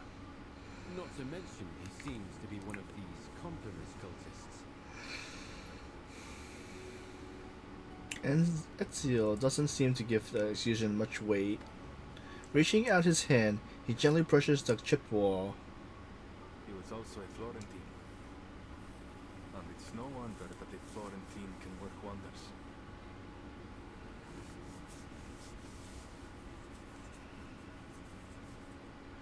The fog in the central nave has cleared.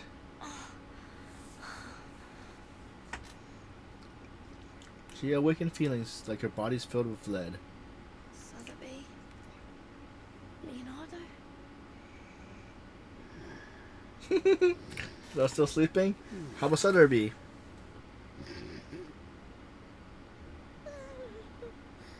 Don't hate me, please. What?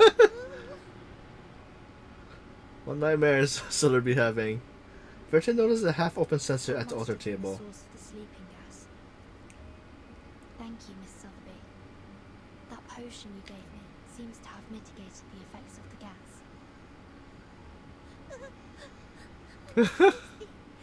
Really? The sleeping young lady appears gripped in a terrible nightmare. It seems they aren't going to be waking up anytime soon.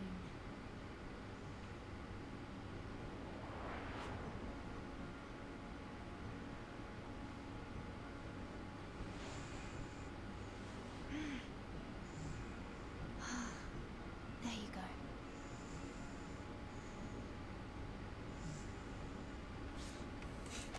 The dozing duo are dragged behind the altar, hidden beneath the holy protection of its shadow. You should be safe here, for the time being. Angel's trumpet's poisonous. Keep clear. Is this all she learned from the school? I'm sorry. I'll be back as soon as I can.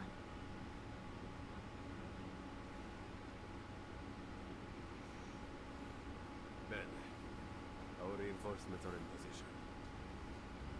I understand that the Padre already took care of the rats in the central nave. You, go fetch them and lock them up. Si, Comandante! The rest of you will follow me to eliminate our troublesome assassin. Seize the golden apple and claim those relics. Now pull yourselves together. We can't let this assassin get the drop on us. So if I catch any of you slacking off, you're going to wish I kicked you off the ledge here. Capito? Si, Comandante. May the Father of Understanding guide. The Templar commander noticed a slender shadow behind a brick chimney. Who's there? Show yourself. Good afternoon, sir. You. Aren't you that visitor from last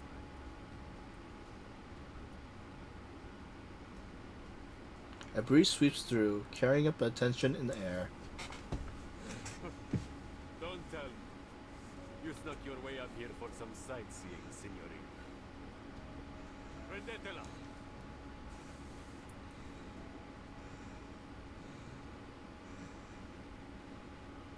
No battle?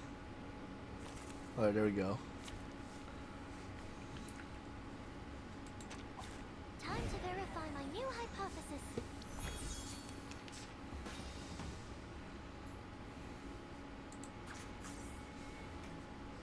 A pot of liquor amidst the flowers. Connection between numbers. Form, space, and order.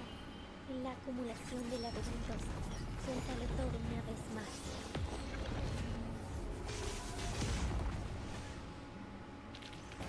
Everything went smoothly. Shall we have another round?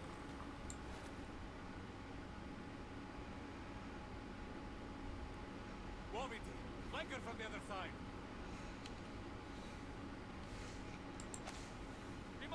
assassins! Don't let her get away!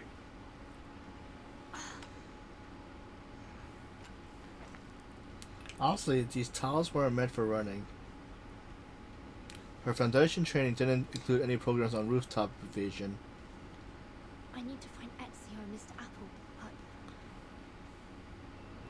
The enormous dome looms ahead, a dark ventilation gaze representing the dim, watchful eye of a giant beast. Far from a welcoming sight. how should I get inside?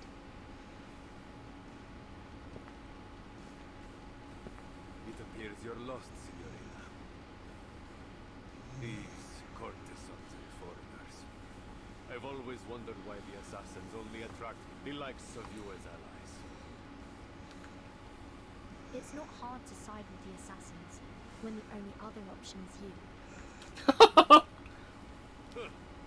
You're just a band of faithless lowlifes, nothing more.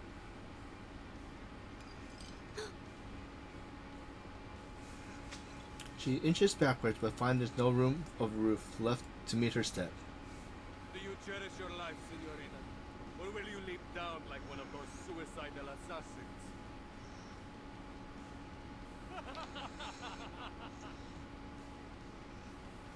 Laughter erupts from the advancing thugs.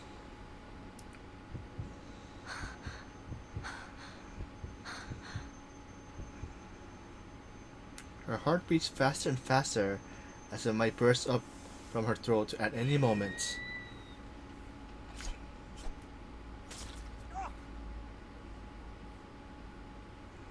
A throwing knife pierces through the commander's eye. My eye! Dead on!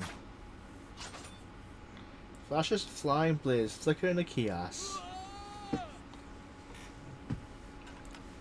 The Templars fall from the rooftop one by one. Just around the corner, a grayish figure stands silently like a phantom in the sunlight. Ezio, Follow the wall on your right until you see a mechanical burn. I placed it there to mark a hidden window. Your friend's waiting for you there. what about you? The assassin takes a step forward, directing his gaze towards another wave of Templars. Their armor glints coldly in the warning sunlight, forming a restless silver sea of the rooftop. I have other work to do.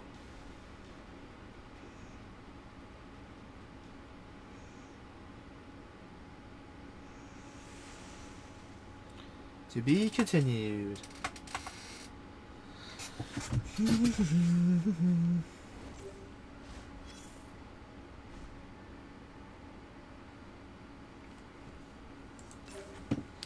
So, part 9, A Deadly Dust.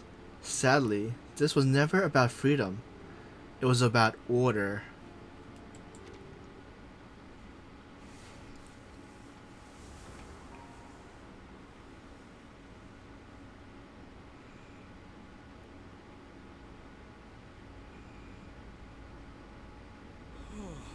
I'm so relieved to see you safe and sound, Vertin.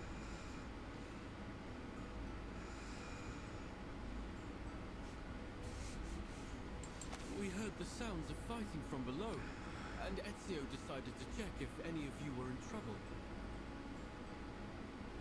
Sorry for worrying you. But Ezio, The sound of fighting has ceased for a while. The dead silence feels ominous. I'm certain Mr. Ezio can handle it. He knows what he's doing. The Templars came prepared today.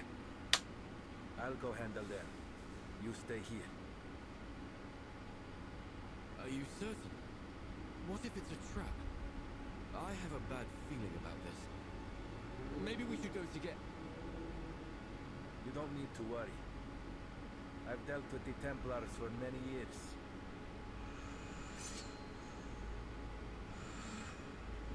The assassin flexes wrists, the coastline of the hidden blade flashing in the shadows. He's always ready. This is just yet another battle the Templars will lose.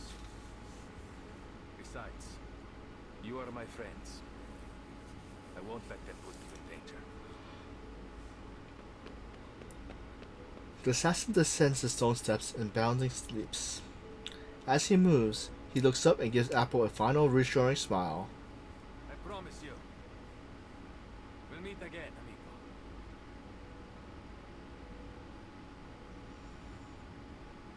He's a selfless man. And exceptionally perceptive. These Templars are indeed well prepared today. I came out of the central nave because Sotheby and Leonardo were knocked unconscious by some kind of sleeping gas.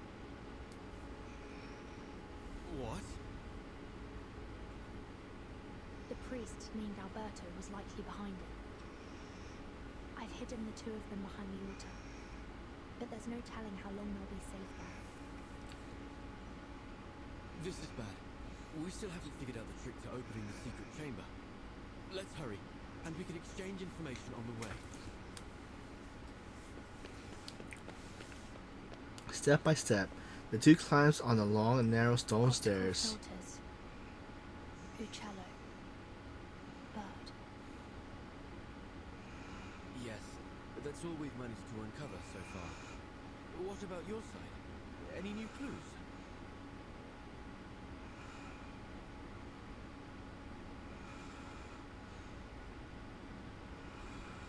Nothing substantial.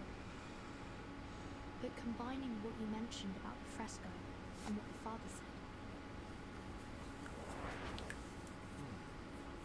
Yes, there's another fresco in the dome, but it was suspended midway by the sponsor, the Arte della Lana.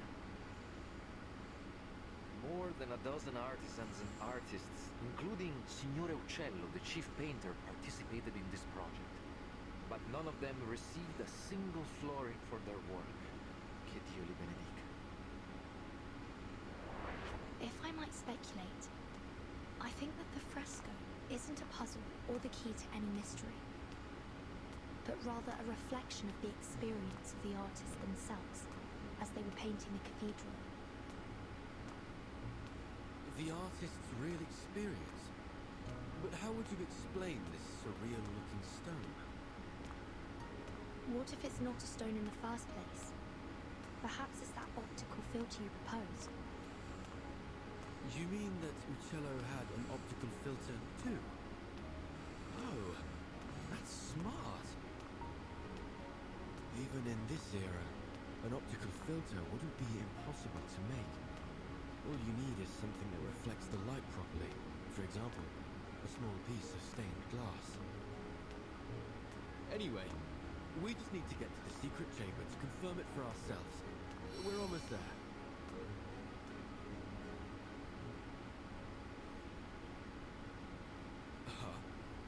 When did he...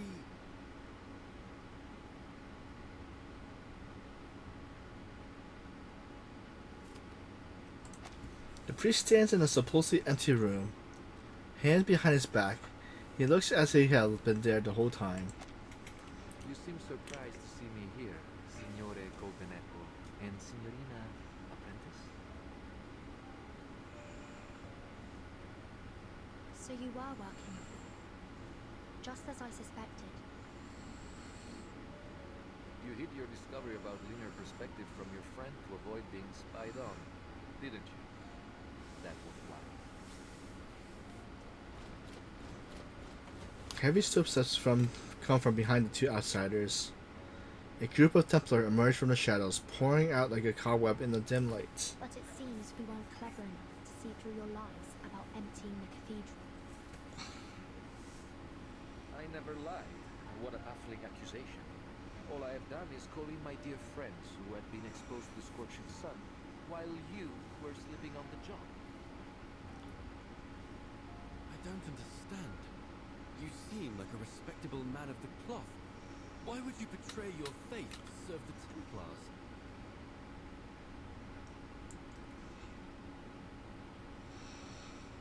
Betray. I've been a Templar all along. There was no one to betray. But isn't Leonardo your friend? Even the closest of friends may keep a secret or two from one another, don't they? It's not so different from his secret connections with the assassins. This truly is an era of distrust. And speaking of our friend Leonardo and that model girl, I admit you hid them quite well. It took our men some time to find them.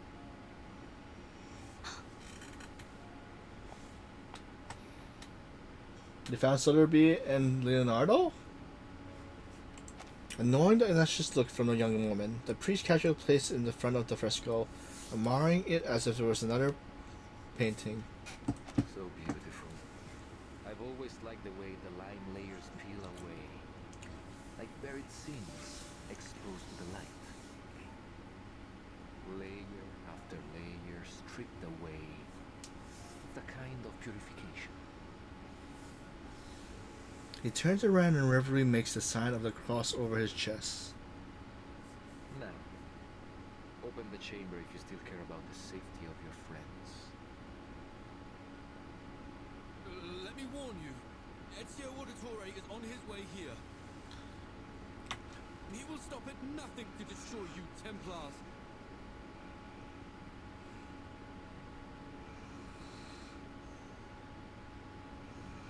Ezio, you say? Oh, I'm afraid I must be the one to tell you he's not coming back. What? What do you mean by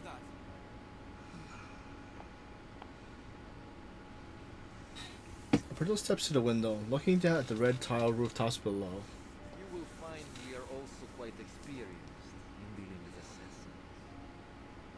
He will find his eternal rest here in Firenze this day.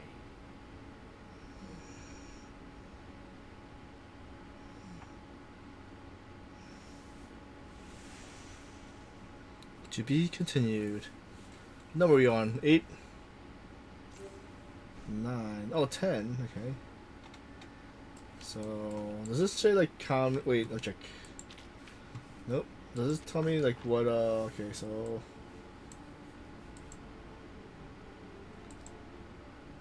So it goes up to 16.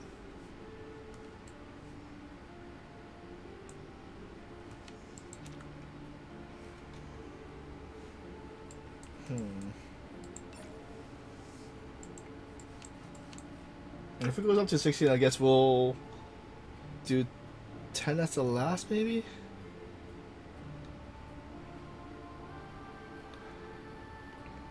Let's see how far our break is. 6 minutes. Alright, we'll run the break and wait. Let's see, 10, 11, 12, 16.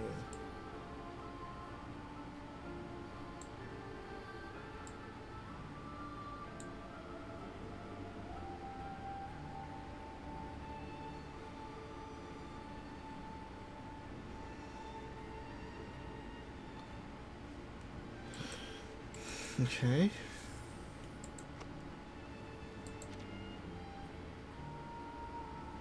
$16. F1. So we had 3 hours so far. And we'll power through it, and if a break happens, a break happens. 10. The Creed. Stay your blade from the flesh of an innocent hide in plain sight. Be one with the crowd.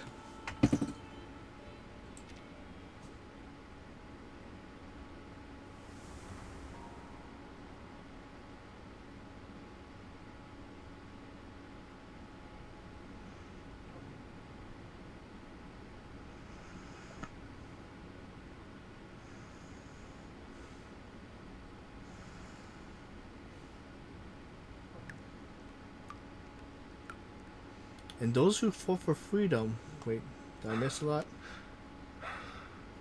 Blood. Some says Florence is a land baptized in glory and blood. So much blood has been spilled here by the Romans and the saints, the Guzav and the Guzbanin, the Massadis and the Pazaz, and those who fought for freedom. Eat it up, assassin. The whole city is looking for you. You won't get away this time. Our orders are clear. Secure the relics at the Golden Apple. And one equally important command from the Pope himself. Kill the assassin Ezio Auditore.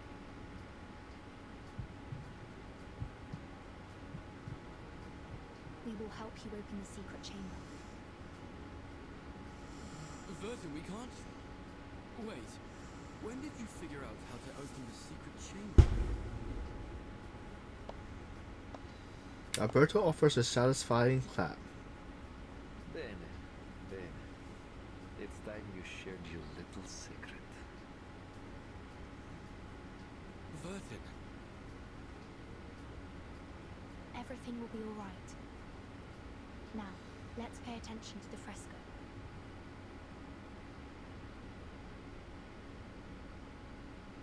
Can you recall the riddle? Of course. It's how we got this far. Sub cadenti fulgore, cadentia sanctuaria conium gundraw. Leonardo proposed that these waning sanctuaries must refer to vanishing points. And by unite, he means the place these vanishing points connect.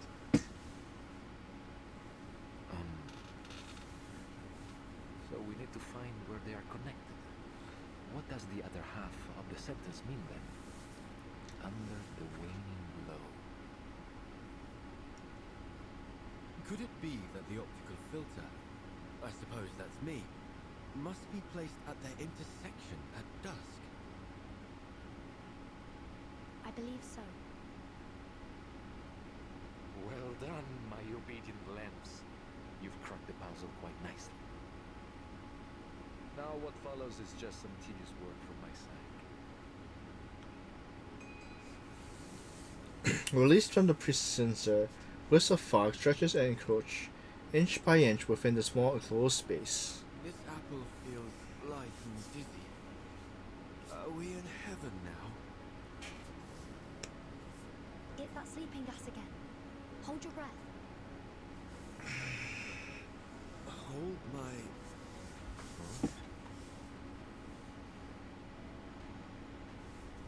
Time seems to have stopped moving.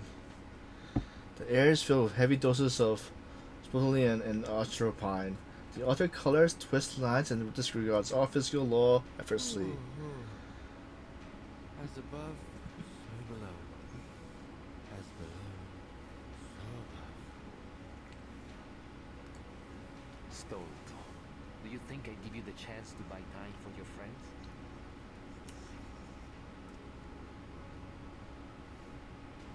The priest's figures tilt and bends in their vision. Only his lips seems to remain in place. We will bring order to this chaotic world. By straying from order, you invite your own doom. You are bound to fate.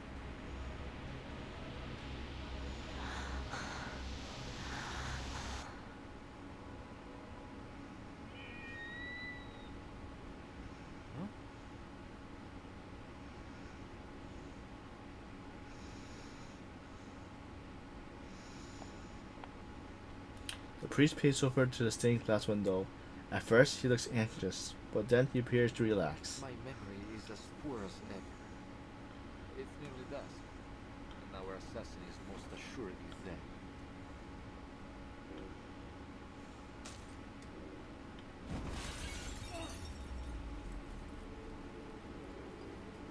dead. Dust-covered stained glass. Spray, blend blood sprays entwined into a breathtaking arc of light. Oh! Is he regretting the moment? A faint metallic scent lingers in the air, blood and dust staining the assassin's grayish robe. He arrives just in time. You claim to bring order, but all you do is seek control. Fortunately, neither the world nor its people will bow so easily.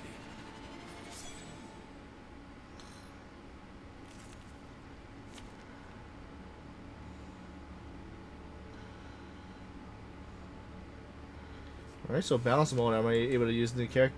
Nope. Wait, can I use... You know I can use the characters. I thought I could use Enzo, or is he in the party already? Why is it blue? I have all the essentials for writing poetry. You, me, and our opponent. Don't fall for his tricks. Ezio. This world is fallen to sin. Only the Templars have the strength to put it in order. We are the instruments of this world's salvation.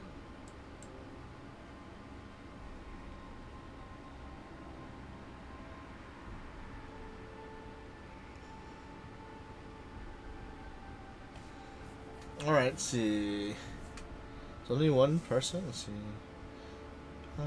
Debuff. That one shot. Okay. The connection between numbers. Idealismo. Vuelos de fantasía. Patrones ocultos. Give them a warm welcome. Target confirmed. La acumulación de laberintos. Suéltalo todo una vez más.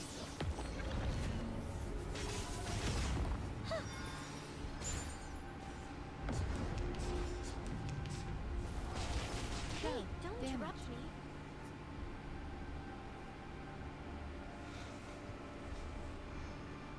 Alright, so what else can we use? Más allá del concepto mundano del tiempo y camino a clon.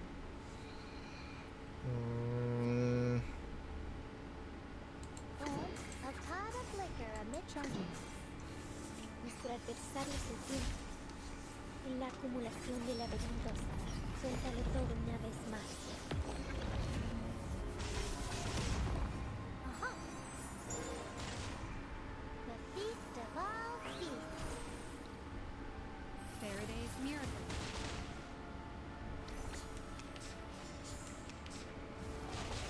Hey, don't interrupt me. You'll heal. Noble are coming.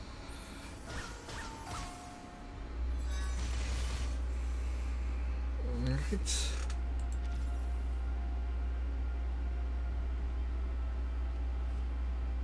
En todos los mundos, más allá del concepto, lift the cup.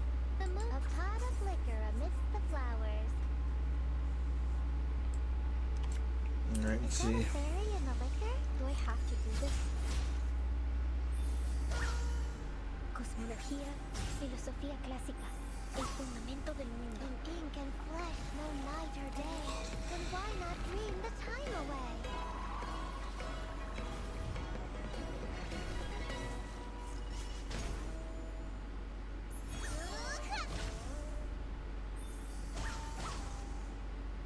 Enjoy!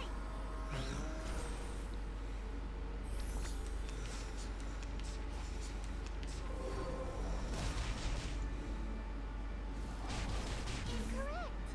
Give them a warm welcome.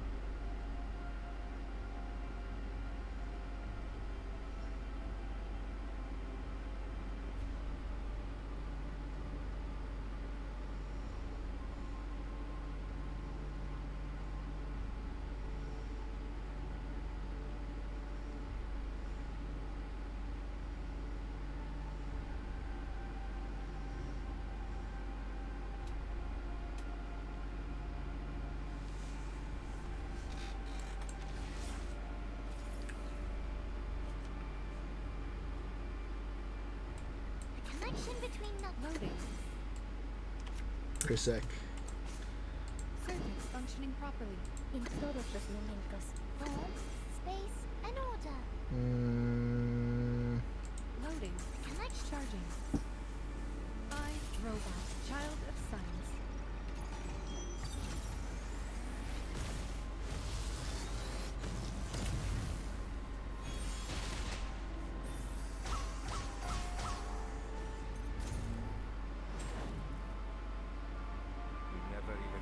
chance, old man. Ah, we have gone so far astray from the light. Don't let your guard down. He likely still has something up his sleeve. Second phase. They are led to destruction by their delusions, brought to catastrophe by their ignorance. They must perish.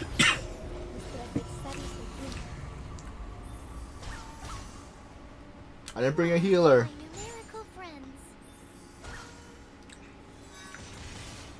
Mirage. The golden ratio. The light that illuminates all.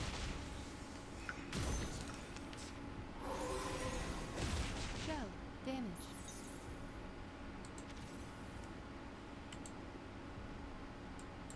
Andan di camino at long.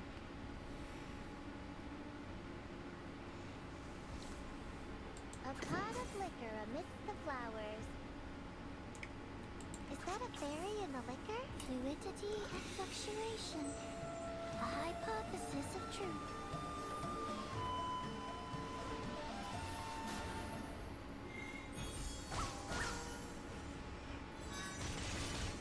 En la acumulación de laberintos, suéltalo todo una vez más.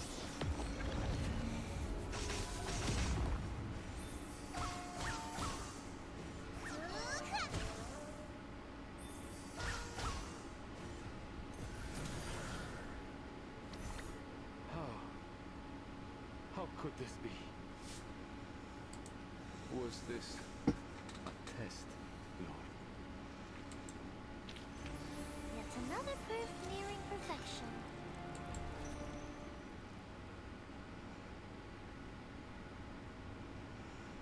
The few defeats the many in this battle. The priest lies on the ground, his pale, aging face distorted by the rippling pool of blood. Ezio. Sei un cane bastardo e fastidioso. Un assassino non perde mai di vista il suo bersaglio.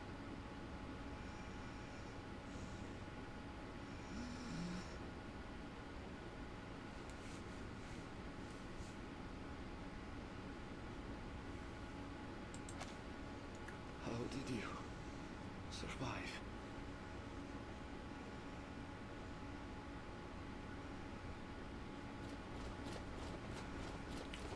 You're outnumbered, assassin. There's no way you can survive this. It's better that you kneel and accept your fate. No one can withstand the order. The doors and windows on the streets have all been tightly shut. The bustling on the street has disappeared. Even the wind falls silent, anticipating. Outnumbered? Where did you get that idea? Shadow emerged from behind him, flanking him on either side. Where did they... Leaping down from rooftop, sneaking in from the alleys, the Phantom Swift gathers behind Ezio. The wordless determination in their eyes speak for them. We work in the dark to serve the light. We are assassins.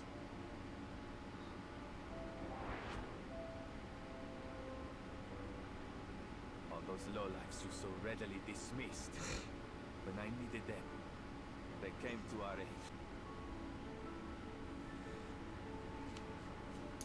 aid. Impossible!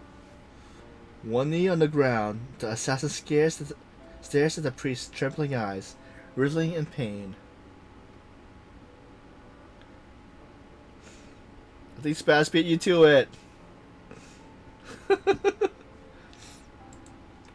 By every soldier and summon every knight and every Templar in this city. It will never be enough. The assassin's hidden blade is driven through the priest's heart.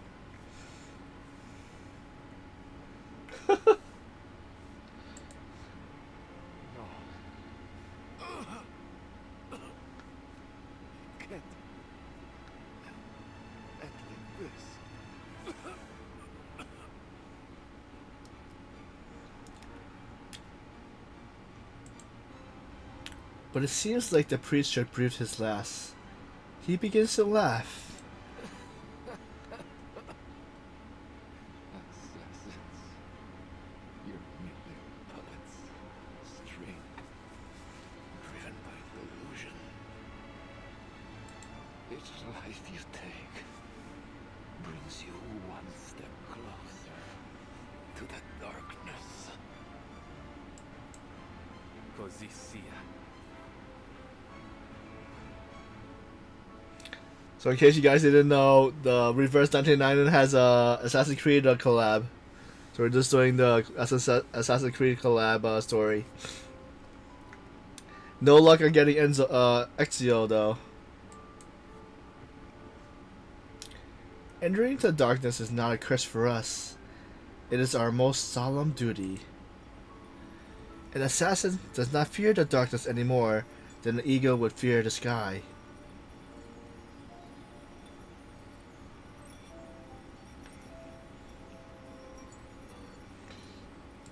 La fede dovrebbe dare conforto, non pena.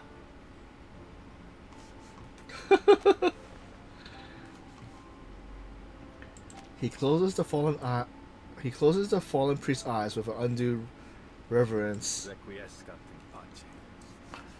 Yeah, we lost 50-50 and got a J.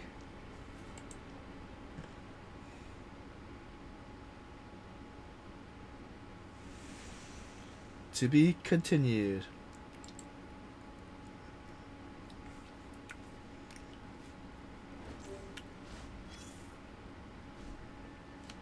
What opened up? It's a natural. Wait, it's only natural for an unknown creature to be kept in the basement of the cathedral. Don't move, Mr. Leonardo. There's a nightmare landing on your shoulder. It's dangerous. Nonsense. I didn't hire any model called Nightmare. I must be mistaken then. That could be a underdeveloped Scarskiff. Look, it's greeting me. You two can barely stand. I suggest we wait for the illusion to wear off before we go. Greetings, Mr. Fox. Allow me to introduce you to this girl. Unlike the one in stories, it's actually very friendly. Look, it won't get mad even if you pull its tail like this. I can't breathe. Are you sure it's not mad? Wait. I can't breathe. Are you sure it's not mad? Let's take some more rest. Miss Sutterby, do you mind letting go of Leonardo's mantle?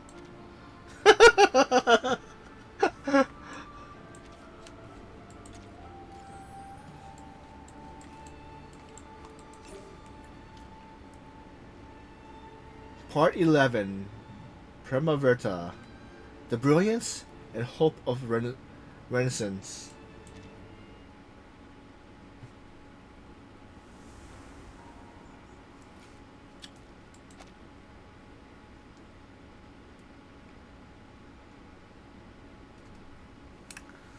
Oh, thank heavens.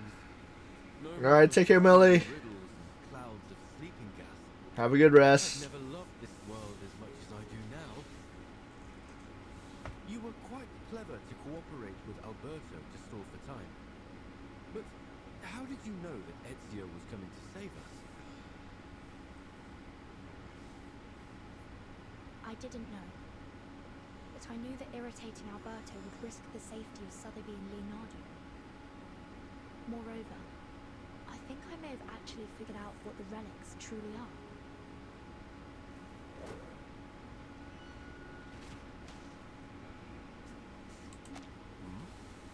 That sound is familiar, isn't it? Alright, take care, Spaz. Thank you for the raid again.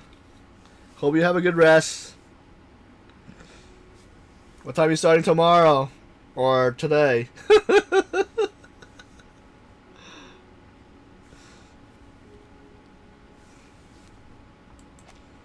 I'll take a look. Okay. Another clumsy little bird carries his creator's encrypted message. Sicuro. He means he's safe. Looks like my friends from the Thieves Guild have already rescued Leonardo and Signorina Sotheby.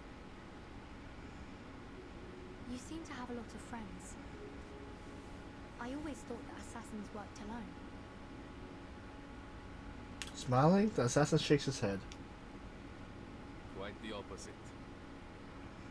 True assassins are more than just killers. We are the manifestation of a belief. A belief in freedom and the ability to fight for it. We do not hold to any authority but our own. We are free to follow our own path. And many share that belief. That's why we are never alone. Just like the artist that painted these. I imagine they must see each other as fellow believers in art. For a moment, everyone takes a moment to appreciate the modern facade surrounding them. So, the outline of their story should be clear now. One by one, the pages that have been scattered to an unknown corner of history falls neatly together. They should have been carried away by the wind of time, like fallen leaves. But if these pages were ever meant to be rediscovered someday, then yes. Now is that moment. About 20 years ago, a group of painters led by Uccello started working on the fresco here. Even today, you can still sense the enthusiasm in their work. The essence of linear perspective lies not only in reproducing reality, but in the narrative quality of space itself. You have only scratched the surface. If you truly want to grasp the essence of the concept, I suggest you review Plato's theory of forms. Rather than simply copying nature, as artists, we should strive to reveal their true ideals to our work. I'm so jealous of them. They are so talented and knowledgeable. Unlike me, I feel dizzy just seeing those guidelines. Bah! Let me show you some tricks. Better with your linear perspective. Here, Uccello lifted a stained glass to showcase his wondrous optical phenomena. Not again, Uccello! You can't keep altering our work with that strange pigment of yours! Oh, what a mess. And it goes against our patron's instructions. What if they find out about it? Look close. The modified colors and lines to give the work a little more life. Fine. I admit it. You know what you're doing. This right. I say we keep it. It's not like our patrons are ever smart enough to figure this things out. Never occurred to me painting could be so liberating. Thank you for enlightening me. Huh? Of course. To paint is to find freedom. That is what it always has been. It was a time of joy and of meaningful creation. But it didn't last long. I'm sorry. We must suspend for now. There is simply no money. All at once, the painters and artisans were kicked out of the cathedral. Stripped of their right to finish their final painting, leaving no room for negotiation. No payments and no written records were left behind. But life had to go on. These painters and artisans scattered each one, doing what they could to earn their bread. But always returning to the unfinished fresco that tugged at their heartstrings. That night, I returned to the dome, but I never expected to find Uccello there as well. Then others came, one by one. Turns out, I wasn't the only one reluctant to leave our work behind. Again, Uccello lifted the stained glass and...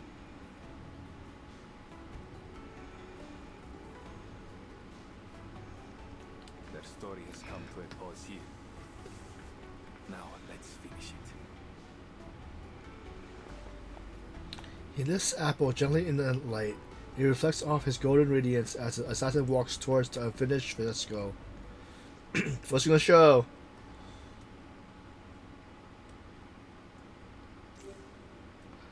Tap the vanishing points at the same color to see if there's any useful information. Tell me what you need. I can see the lines, plain as day. Ezio, can you mark the oracles for us? Keep extending them back until they converge once more to the vanishing point, where everything disappears.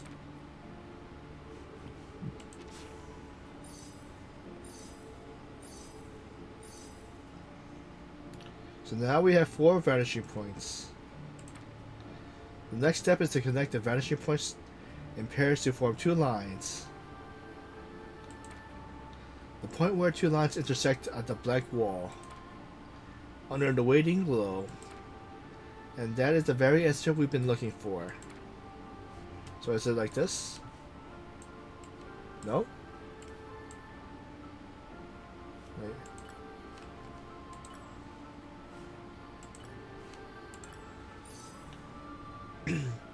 Ah, the sole point of conversion. What's our next move? Huh.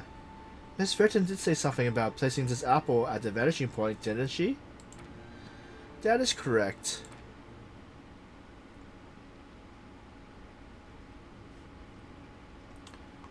The vanishing point, hidden beneath layers of lime plaster and pigment, finally merged in the waiting sunlight. The only thing left to do is lift Apple up and wait. Perfect for the perfect ray of light. The light, here it comes. Outside, the bell rings, starting a flock of rock doves.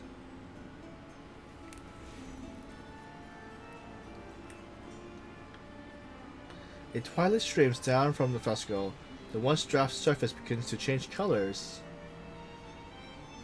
Let's leave something behind for our own sake. Birds with greyish feathers. Bells that ring at dusk. Or the Arno River running free. Wait, is that the one in the middle? With all that we have left. Our brushes and pigments. So that is what all of this is. Just a group of artists who cast aside all constraint to finish a masterpiece in secret. No linear perspective or little design, yet a masterpiece nonetheless. They left behind a mystic spring of Florence. To be continued.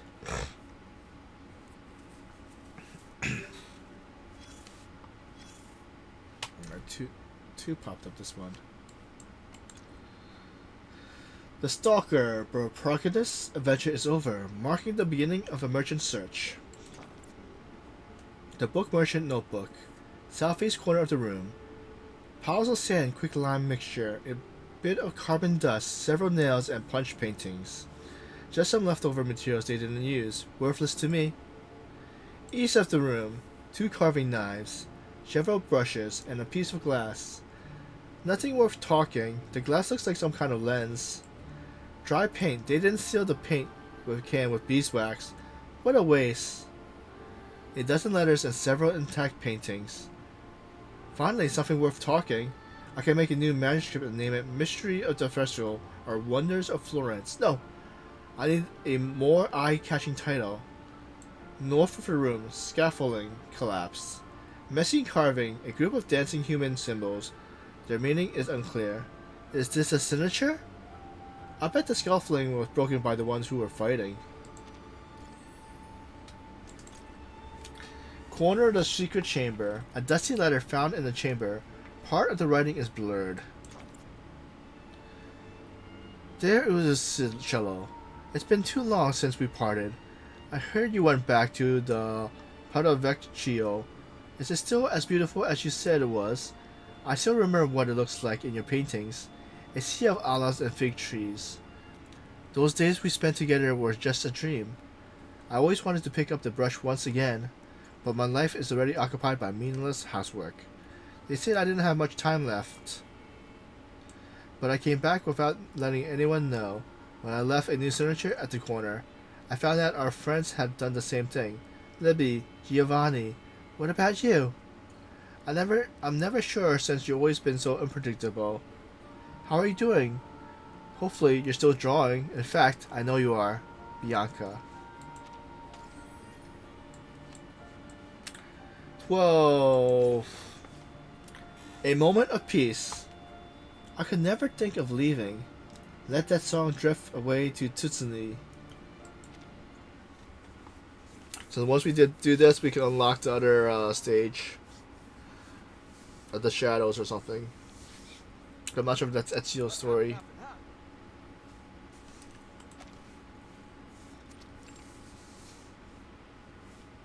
Treasure hunters must have opened the secret chamber and found the Compliners' relics, right? Well, there was no treasure inside. Just a few letters and a painter's address. That's it? What about all those symbols? Don't tell me you made it all up. Easy, easy. Allow me to continue. Long after the war ended, artisans scattered to the world. Each of them received a special pigment from Uccello. They used it on other projects they worked on, leaving their signatures, these symbols behind to mark their work. And so concludes a Firenze fresco mystery. To celebrate this touching story, I've hired a team of talented artists to reproduce their paintings in a new book. And I gave it a wonderful title. The Primavera di Firenze. The crowd lets out a chorus of dissatisfaction. È un titolo terribile. I've got something even better here. A map straight from the Spanish court with a direct route to India. Think of the opportunities that await you. Hidden relics, missing artists. No matter the season, you'll hear all kinds of legends in Florence just minutes after you arrive. Perhaps everyone who has lived here is destined to become a legend themselves. In the midst of the bustle, the Tucson sun has quietly begun to sink below. I have a serious question. What is there in India that is worth so fast? If Marco Polo is to be believed, not even there can one escape the troublesome rumors of merchants and courtiers.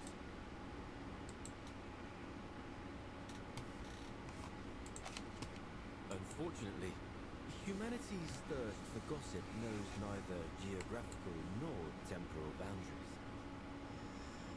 But this apple still finds it so strange that all the rumors about these compliments turned out to be false, from top to bottom. Seems like, no matter the era, lies always travel faster than the truth. Well, I wouldn't say that. In fact, the rumors didn't really hold much weight until you arrived. Huh?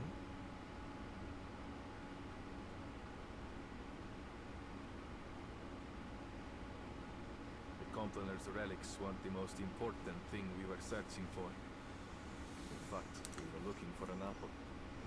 One very much like you. So when you turned up, looking like the very apple we had lost, it was only natural for us, and the Templars, to keep an eye on you. Of course, it turns out you weren't the apple we were looking for. And you're only telling me this now? I thought we were It's only because I consider you friends that I had to keep this from you. That apple brings bloodshed and war wherever it appears. Well, then it does sound like quite a troublesome thing. The assassin smiles. You caused quite a stir in Firenze yourself. No need to be modest. Esatto. You are an amazing apple in your own right. My only regret is that I never got the chance to dissect you and study you.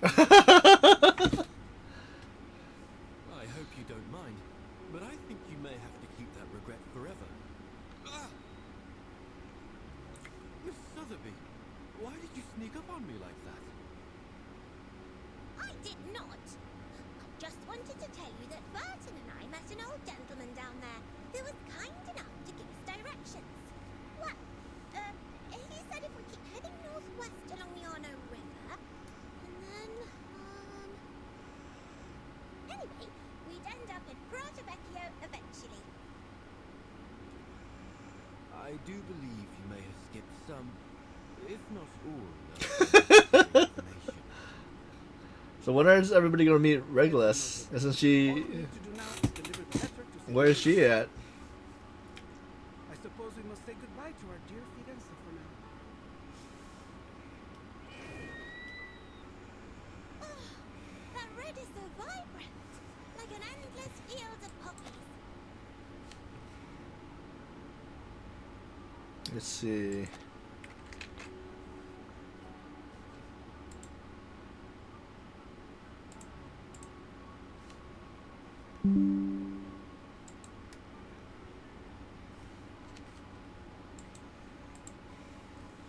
It carries the brilliance and hopes of the Renaissance. The red flows across the sky in a rosy stream, passing through the window of flower box hanging at the Florentine streets until it's poured in the windy. This place has the best view. It is positively gorgeous. I see why you insisted we all come up here together. A place of beauty like this is a fitting place for farewells.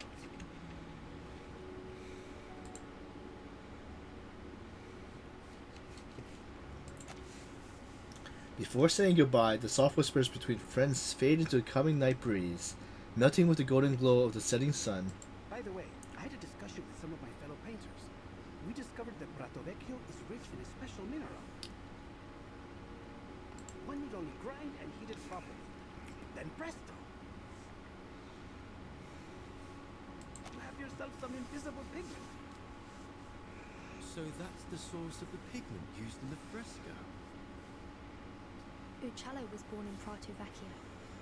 It's safe to assume he brought some from his hometown to Florence. Just a hint of this powder, and you are able to create a vast array of remarkable colors. Among them, the most famous is a color some call Firenze Red. Firenze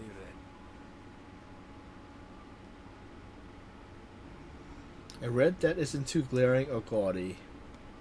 You see it on the rooftops of the house, the reflection on the rivers at dusk, and even on the street side stops. It's no wonder many phrase Florence and a magnificent red. It's a good name.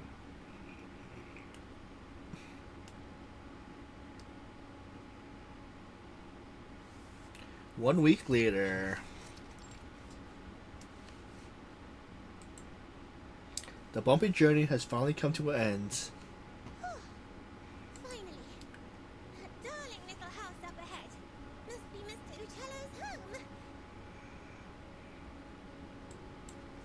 The small farmhouse stands beneath the thick shade of olive trees ahead, the stone walls glowing white in the afternoon sun.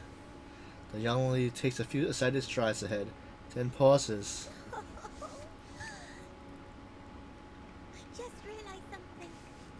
When he learns from us that his friend Bianca has been dead for years, he might be very sad. Signore Uccello, if he's even still alive, will be an old man by now. A man of his age grows familiar with death and farewells. The assassin gently pats Sutterby. Let's go. He steps forward, pushing open the vine-covered gates.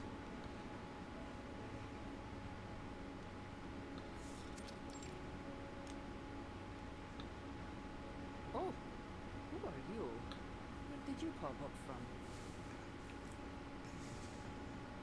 The small courtyard is vibrant with life, and a woman with paint stains covering her dress stands alone in the sunlight. Apologies for the intrusion, Signora. My name is Ezio Auditore from Firenze. We're here looking for Paolo Uccello. We have a letter here addressed to him from one of his friends. Friends? I'm not sure my father would agree he had any friends. Is that so? Well, the letter is signed Bianca. Bianca? You should have said so earlier. Put the letter down. It's meant for me. The letter mentions a particular piece of stained glass and details of the fresco in the Florence Cathedral. We assumed it must have been meant for Mr. Uccello. The woman looks wistfully in the direction they came, then laughs as if recalling a joyful memory. It appears I've deceived you as well. Allow me to introduce myself. I am Antonia Uccello.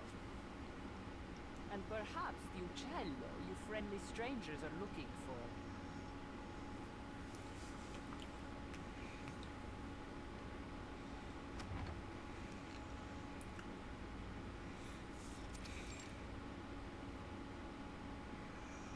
I see. So Bianca has passed away too. Her paint-covered hands grip the yellowed paper tightly. That fresco was the last work we did together. Father passed away soon after, leaving behind my sick mother and a pile of debts. I used to follow father wherever he went, whatever job he took. Sculpture, masonry, painting, frescoes, everything. I learned all I could from him, and after he died, hoped to accept commissions independently. But as a woman, it was almost impossible. But once I left Firenze and began using father's name to make a living, some of his old patrons were kind enough to keep sending work to me, provided I concealed my true identity. Oh, so you're the imposter. Antonio gives the portrait artist a glare. I admit I tried to imitate father's style in my earlier works, but I'm much more than just an imposter now. Welcome into Emmy Fire. No. A painter's mind should be a mirror, capturing and reflecting the truth and beauty of nature. To simply copy the works of another? No, Signora. It seems you still have much to learn. Wait, what do you mean, mandatory Yuri moment?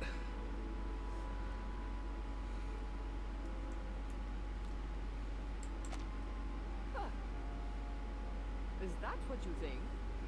Well, I've heard it all before. Mind's as a mirror. Ridiculous. Let me tell you. A painter's mind should be like a sheet of transparent glass. It refracts and transforms the external world, then reconstructs its image inside the painter's brain, rather than simply copying the natural world around us. Oh, that is an intriguing theory. Odd, perhaps, but not without merit. You just wait here. I'll show you with one of my recent works.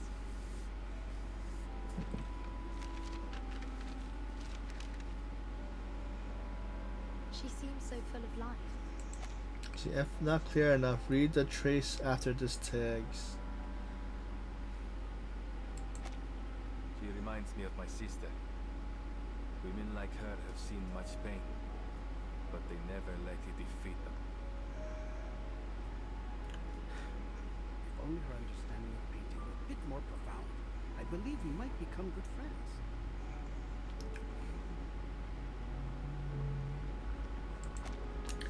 Sun ray pours through the patterned window, and the light spot dances merrily on the old wooden floors. The pot on the stove gurgles as the fresh scent of herbs fill the room. War, plague, poverty, the loss of loved ones. Painful memories of older generation now linger in the cracks of the wall, And beneath the leaves of the trees, Antonio has lived in this quiet refuge for a long time. Perdonatemi, may I ask, what was your name again?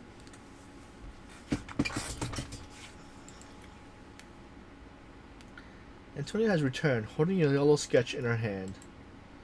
She looked closely at Ezio, studying his face. You said you are an auditore, see? Yes. You know about my family? I thought so. You look so familiar. I'm sure you know your mother, Maria Auditore, funded my father for a time. Father conducted a lot of his research on perspective in lighting. He passed that knowledge on to me. I see. And you applied that knowledge to your frescoes, huh? The artist winks playfully. What goes around comes around, right? Architects, sponsors, painters, artisans, assassins, outsiders. Our identities may differ, but our actions are all deeply interconnected. This apple has never felt so moved by the warmth and power of community. I heard a lot about your family from father. He was always very grateful to you. Mi dispiace. If mother hadn't cut your funding, perhaps you wouldn't have had to. Antonia shakes her head calmly. Your family helped us more than we could have ever asked for. Your mother once commissioned my father to paint a family portrait. Do you remember? Family portrait?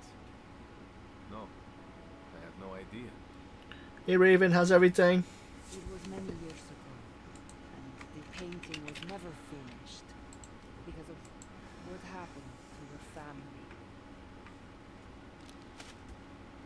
She moves slowly, then purposely towards Ezio, and hands him the sketch. This is the only draft left, but I believe it should be returned to you. What does the picture look like? Consider it a token of thanks for delivering this letter all the way from Firenze. Grazie. Ezio takes the sketch, gently unfolding it in his hands. This is...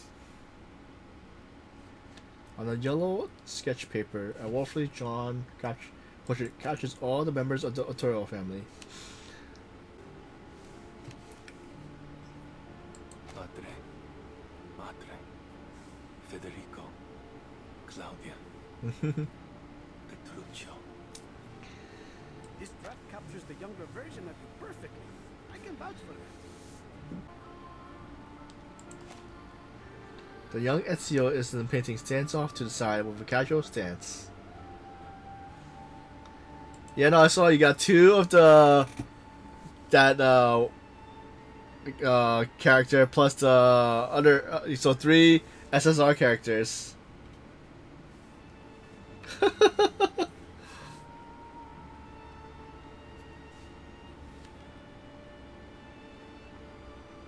Without a care in the world, the 17-year-old boy with an errant heart, eager to explore and adventure without restraint.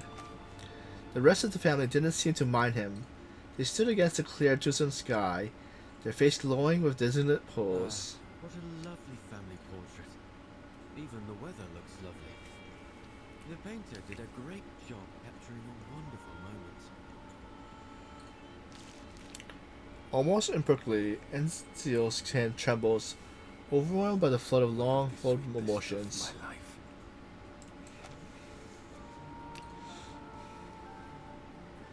Yeah, I guess so.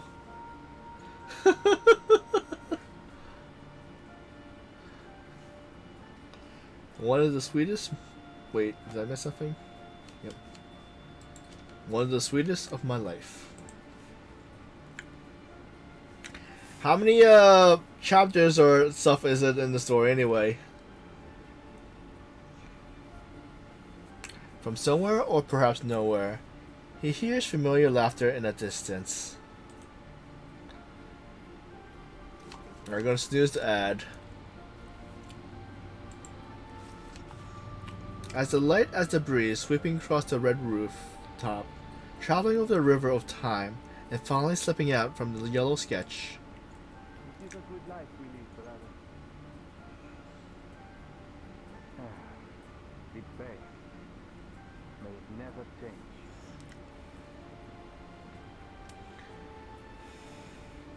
And may it never change us. The brothers talk about something else afterwards.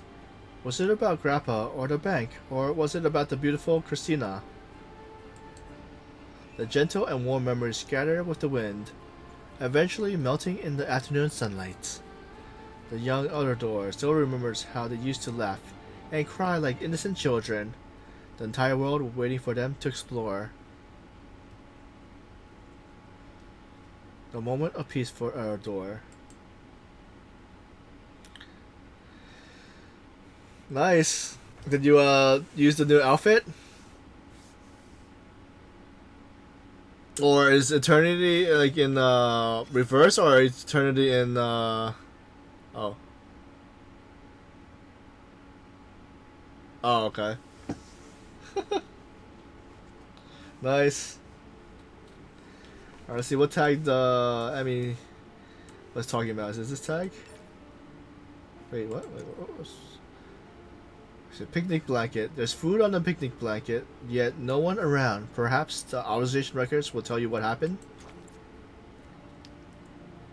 According to Observer Instruction Book, we met the condition of terminating the authorization. But the picnic is not over yet. Do we have to go?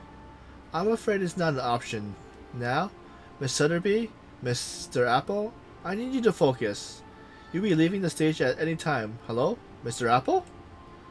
He's not responding. Oh no. Is he poisoned again? Should I make an antidote? No need. I think he's just drunk. But X says that if an observer and then a authorization went unconscious, they might be directed transferred to another authorization. I think we better wake him up, Miss Sutterby. Mr. Apple, wake up! We need to... No! That's it. Yes, I'm talking to him.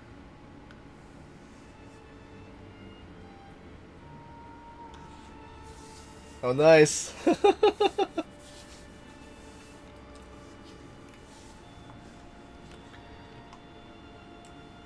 see. Was there other tags? What, How, did you finish this before Raven? Is it 16 or is there more?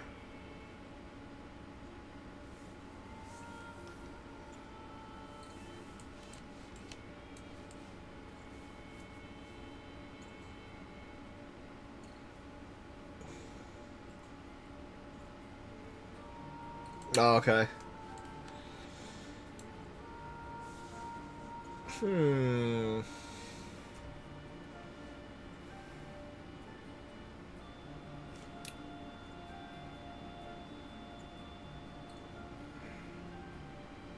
Okay. Because I'm looking at it, it says stage 16, and usually there's like 2 to 3 more after. Let's see, do I have any more? Let's see how if we got any new. I did generate a couple more to do more wishes. So before we let's see, all right. So let's just do the 2 10 pulls. See how we get it. Because if we don't, we just have to wait for 50 more rolls to get Ezio. Yep. Thanks for all the work.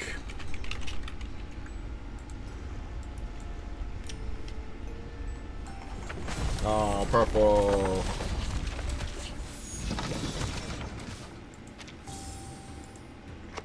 Hopefully we get it before it hits the 4. Okay, let's see. Alright. 5 stars. No luck so far.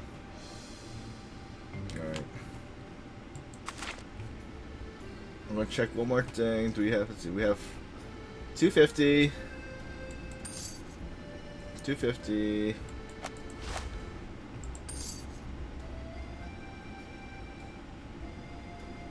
It's so close to so that means we have to get 100 and 110. I'll check. Do we have enough for see if I check my crew, do we have anyone that's almost leveled up? I've just ironed my favorite dress. Alright, so that gives me 30. So we need 80 more. Do we have any more characters? Let's see.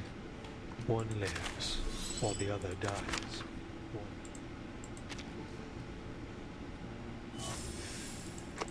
40. Oh, nice. Alright, so we have it. I think we have enough for another 10 pole. Let's see that.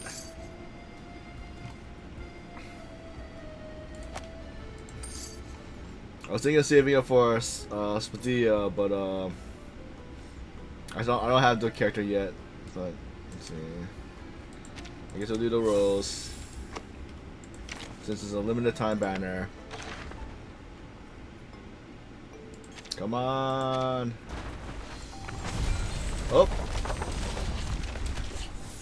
Oh, got 2. Would be funny if it's 2 Ezio's. Agiamo nell'ombra per servire la luce. We are assassins. We got it! So what was the other one? Hopefully it's him again or a character that I don't have yet.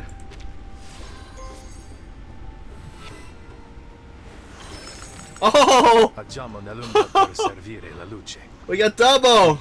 Are assassins.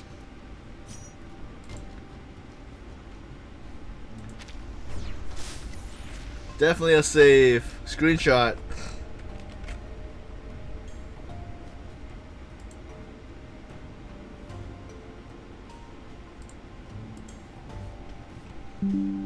Let me post on my Discords.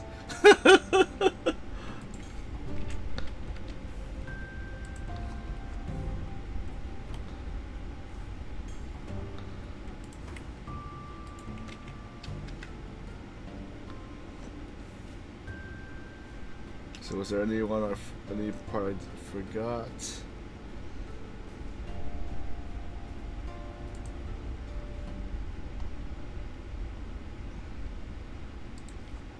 So we got lucky.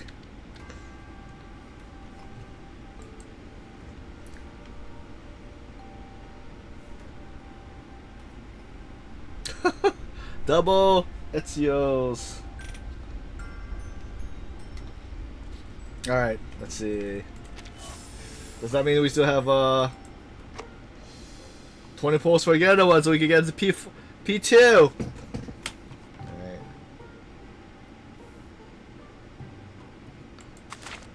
I get to do what I love and get paid to do it. Plus, my colleagues here don't seem so inclined to push their beliefs on me.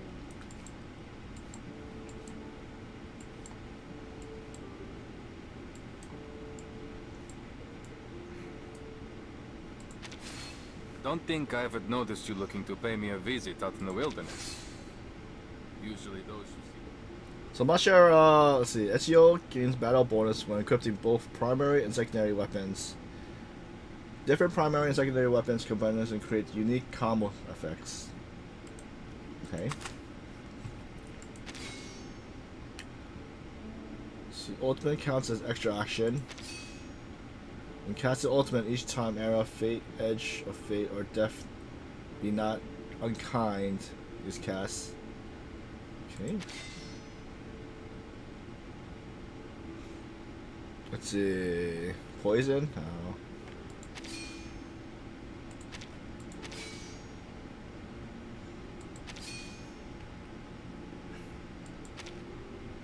Alright. Is there a, let's see, is there a way to go into my bags? Welcome in, Millie. How's everything?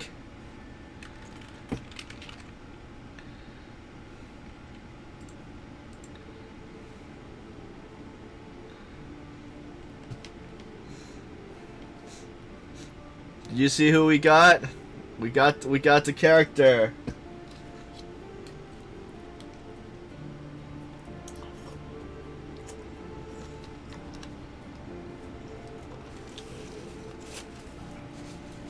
From work or what? Or babysitting?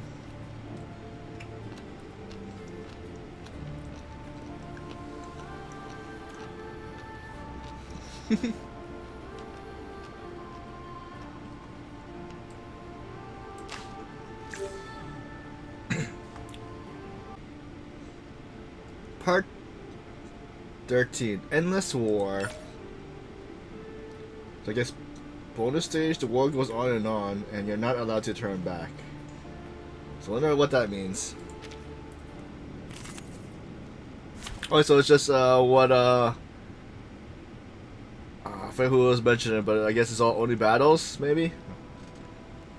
Alright, well, should I just keep these guys? The only ones that are going to be attacking is probably just Junyan Z. The other two characters are what I'm leveling up. Got your back.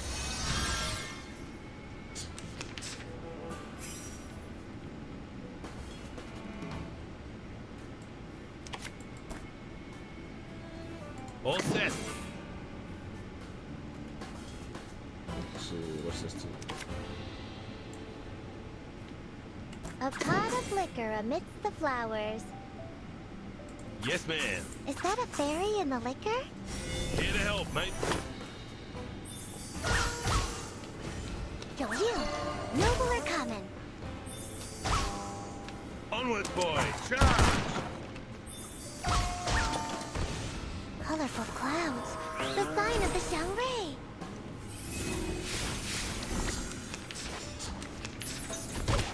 Ouch! Ouch! Don't take a wrong step. Give them a warm welcome.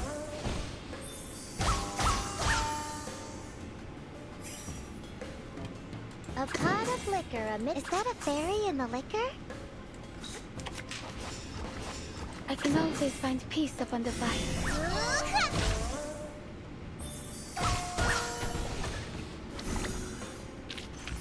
Was I able to take care of everyone?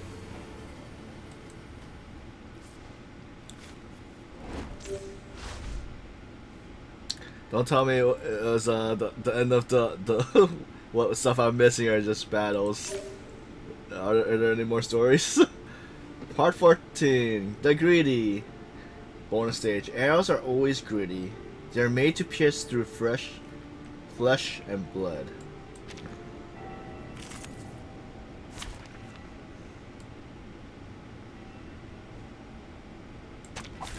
Yashi's Alia.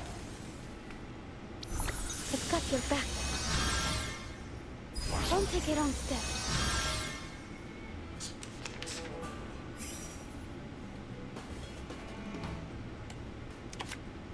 Is that a fairy in the... Hold your breath. A pot of liquor. Or maybe take a deep breath. Give them a warm welcome. Nakiyarka Ichiklo. The feast of all feasts. Let me help, please.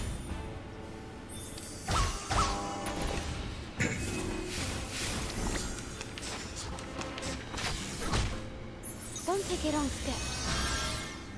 Yo, you! Noble or common?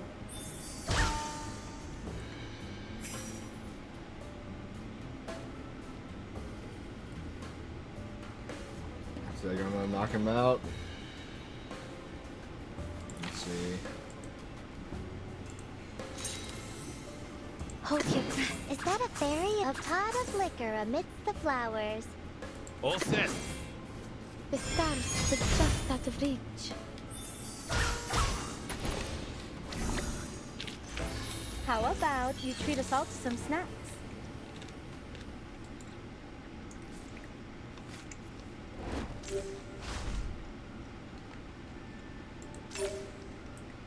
Part 15. Triumph of the Hound.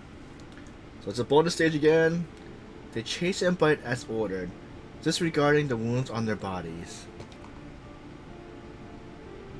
So would that be like attack dogs or zombie dogs? Or am I thinking of something different?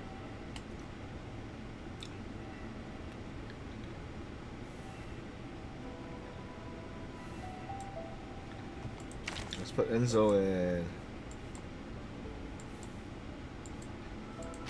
Ezio! Seems you can use a hand.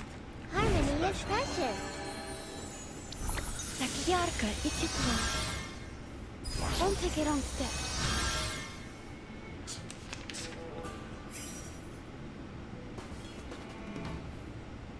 A pot of liquor amidst the flowers. Is that a fairy in the liquor? Wait for the right moment. You, noble are coming. The feast of all feasts. Liberato dal fratello.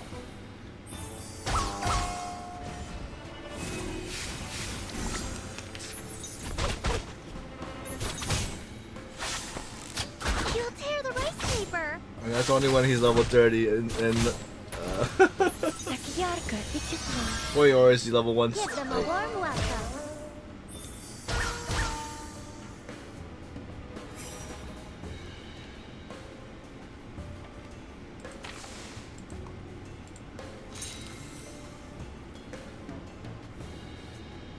A pot of liquor amidst the flowers. Hold your breath. Into the darkness. Is that a fairy in the liquor? You, noble are coming. Let me help, please. You see it coming. Che la morte ti dia la pace che cercavi. Requiescat in pace.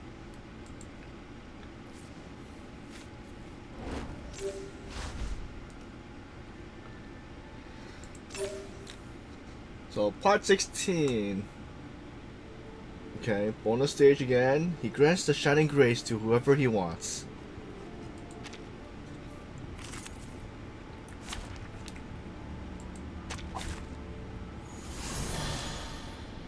Harmony is precious.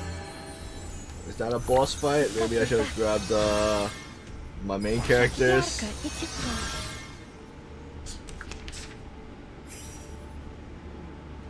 So hopefully audio's okay. I did increase the volume a little bit for the characters and the game. A pot of liquor amidst... Is that a fairy in the liquor?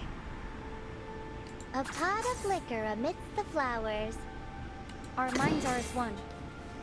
Give them a warm welcome. You, noble are coming. Colorful clouds. The sign of the Shangri. Let's see those signs.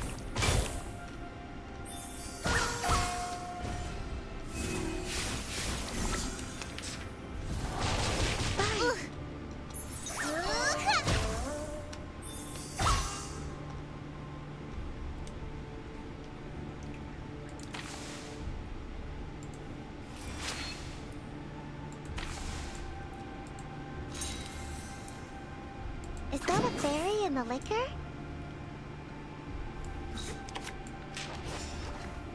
Never alone and rarely outnumbered. Hold your breath. Give them a warm welcome. We picked up this trick from some distant relations, but only for an instant. Bye.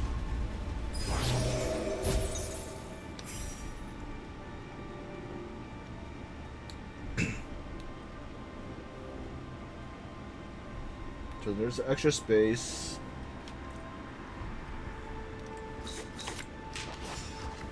Wait for the right moment. A pot of liquor amidst the flowers. Lift the cup. A pot of liquor amidst the flowers. Addio, straniero. You, noble are coming. In ink and flesh, no night or day. Then why not dream the time away?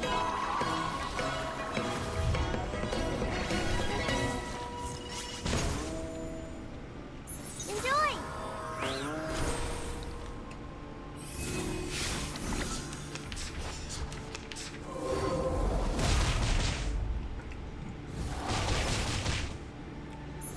thinking I should have just brought my main team instead of our just one attack damage attacker and one shield character.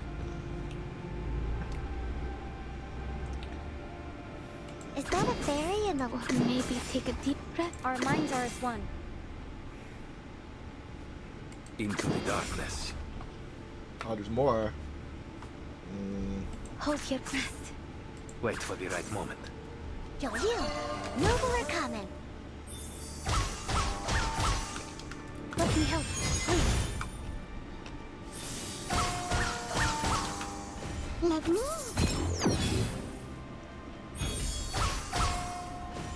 Liberato dalla paura. Don't take a wrong step. Non voltarti indietro.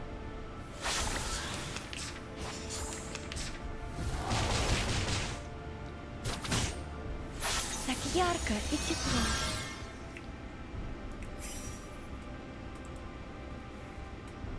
Climb aboard and prepare. What a wonderful journey. A pot of liquor amid... Hold your Oh, wrong button. Wrong. Wait. The stars are Wrong. within your reach. Wrong attack card.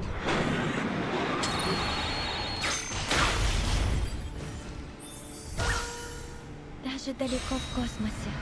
Все равно здесь, со мной.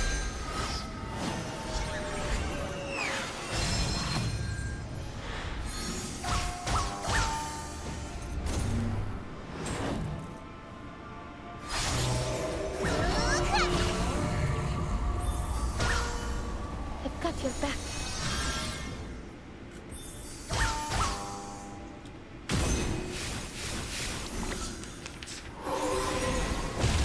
Better think twice. Like Yarka, it's it wrong. I've got your back.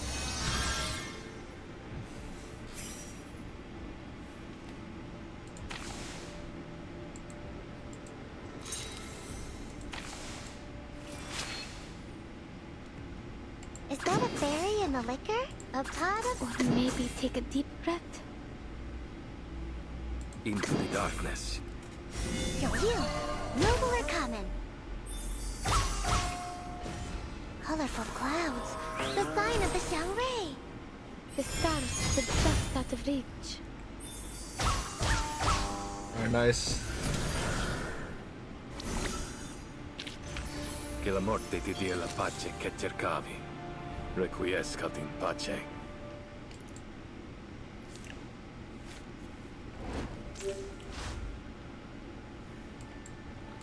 So 16 was the last one.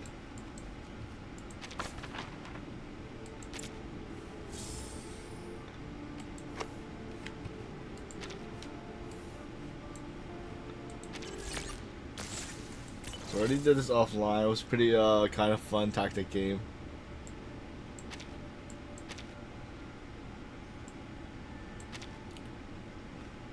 Alright, let's see.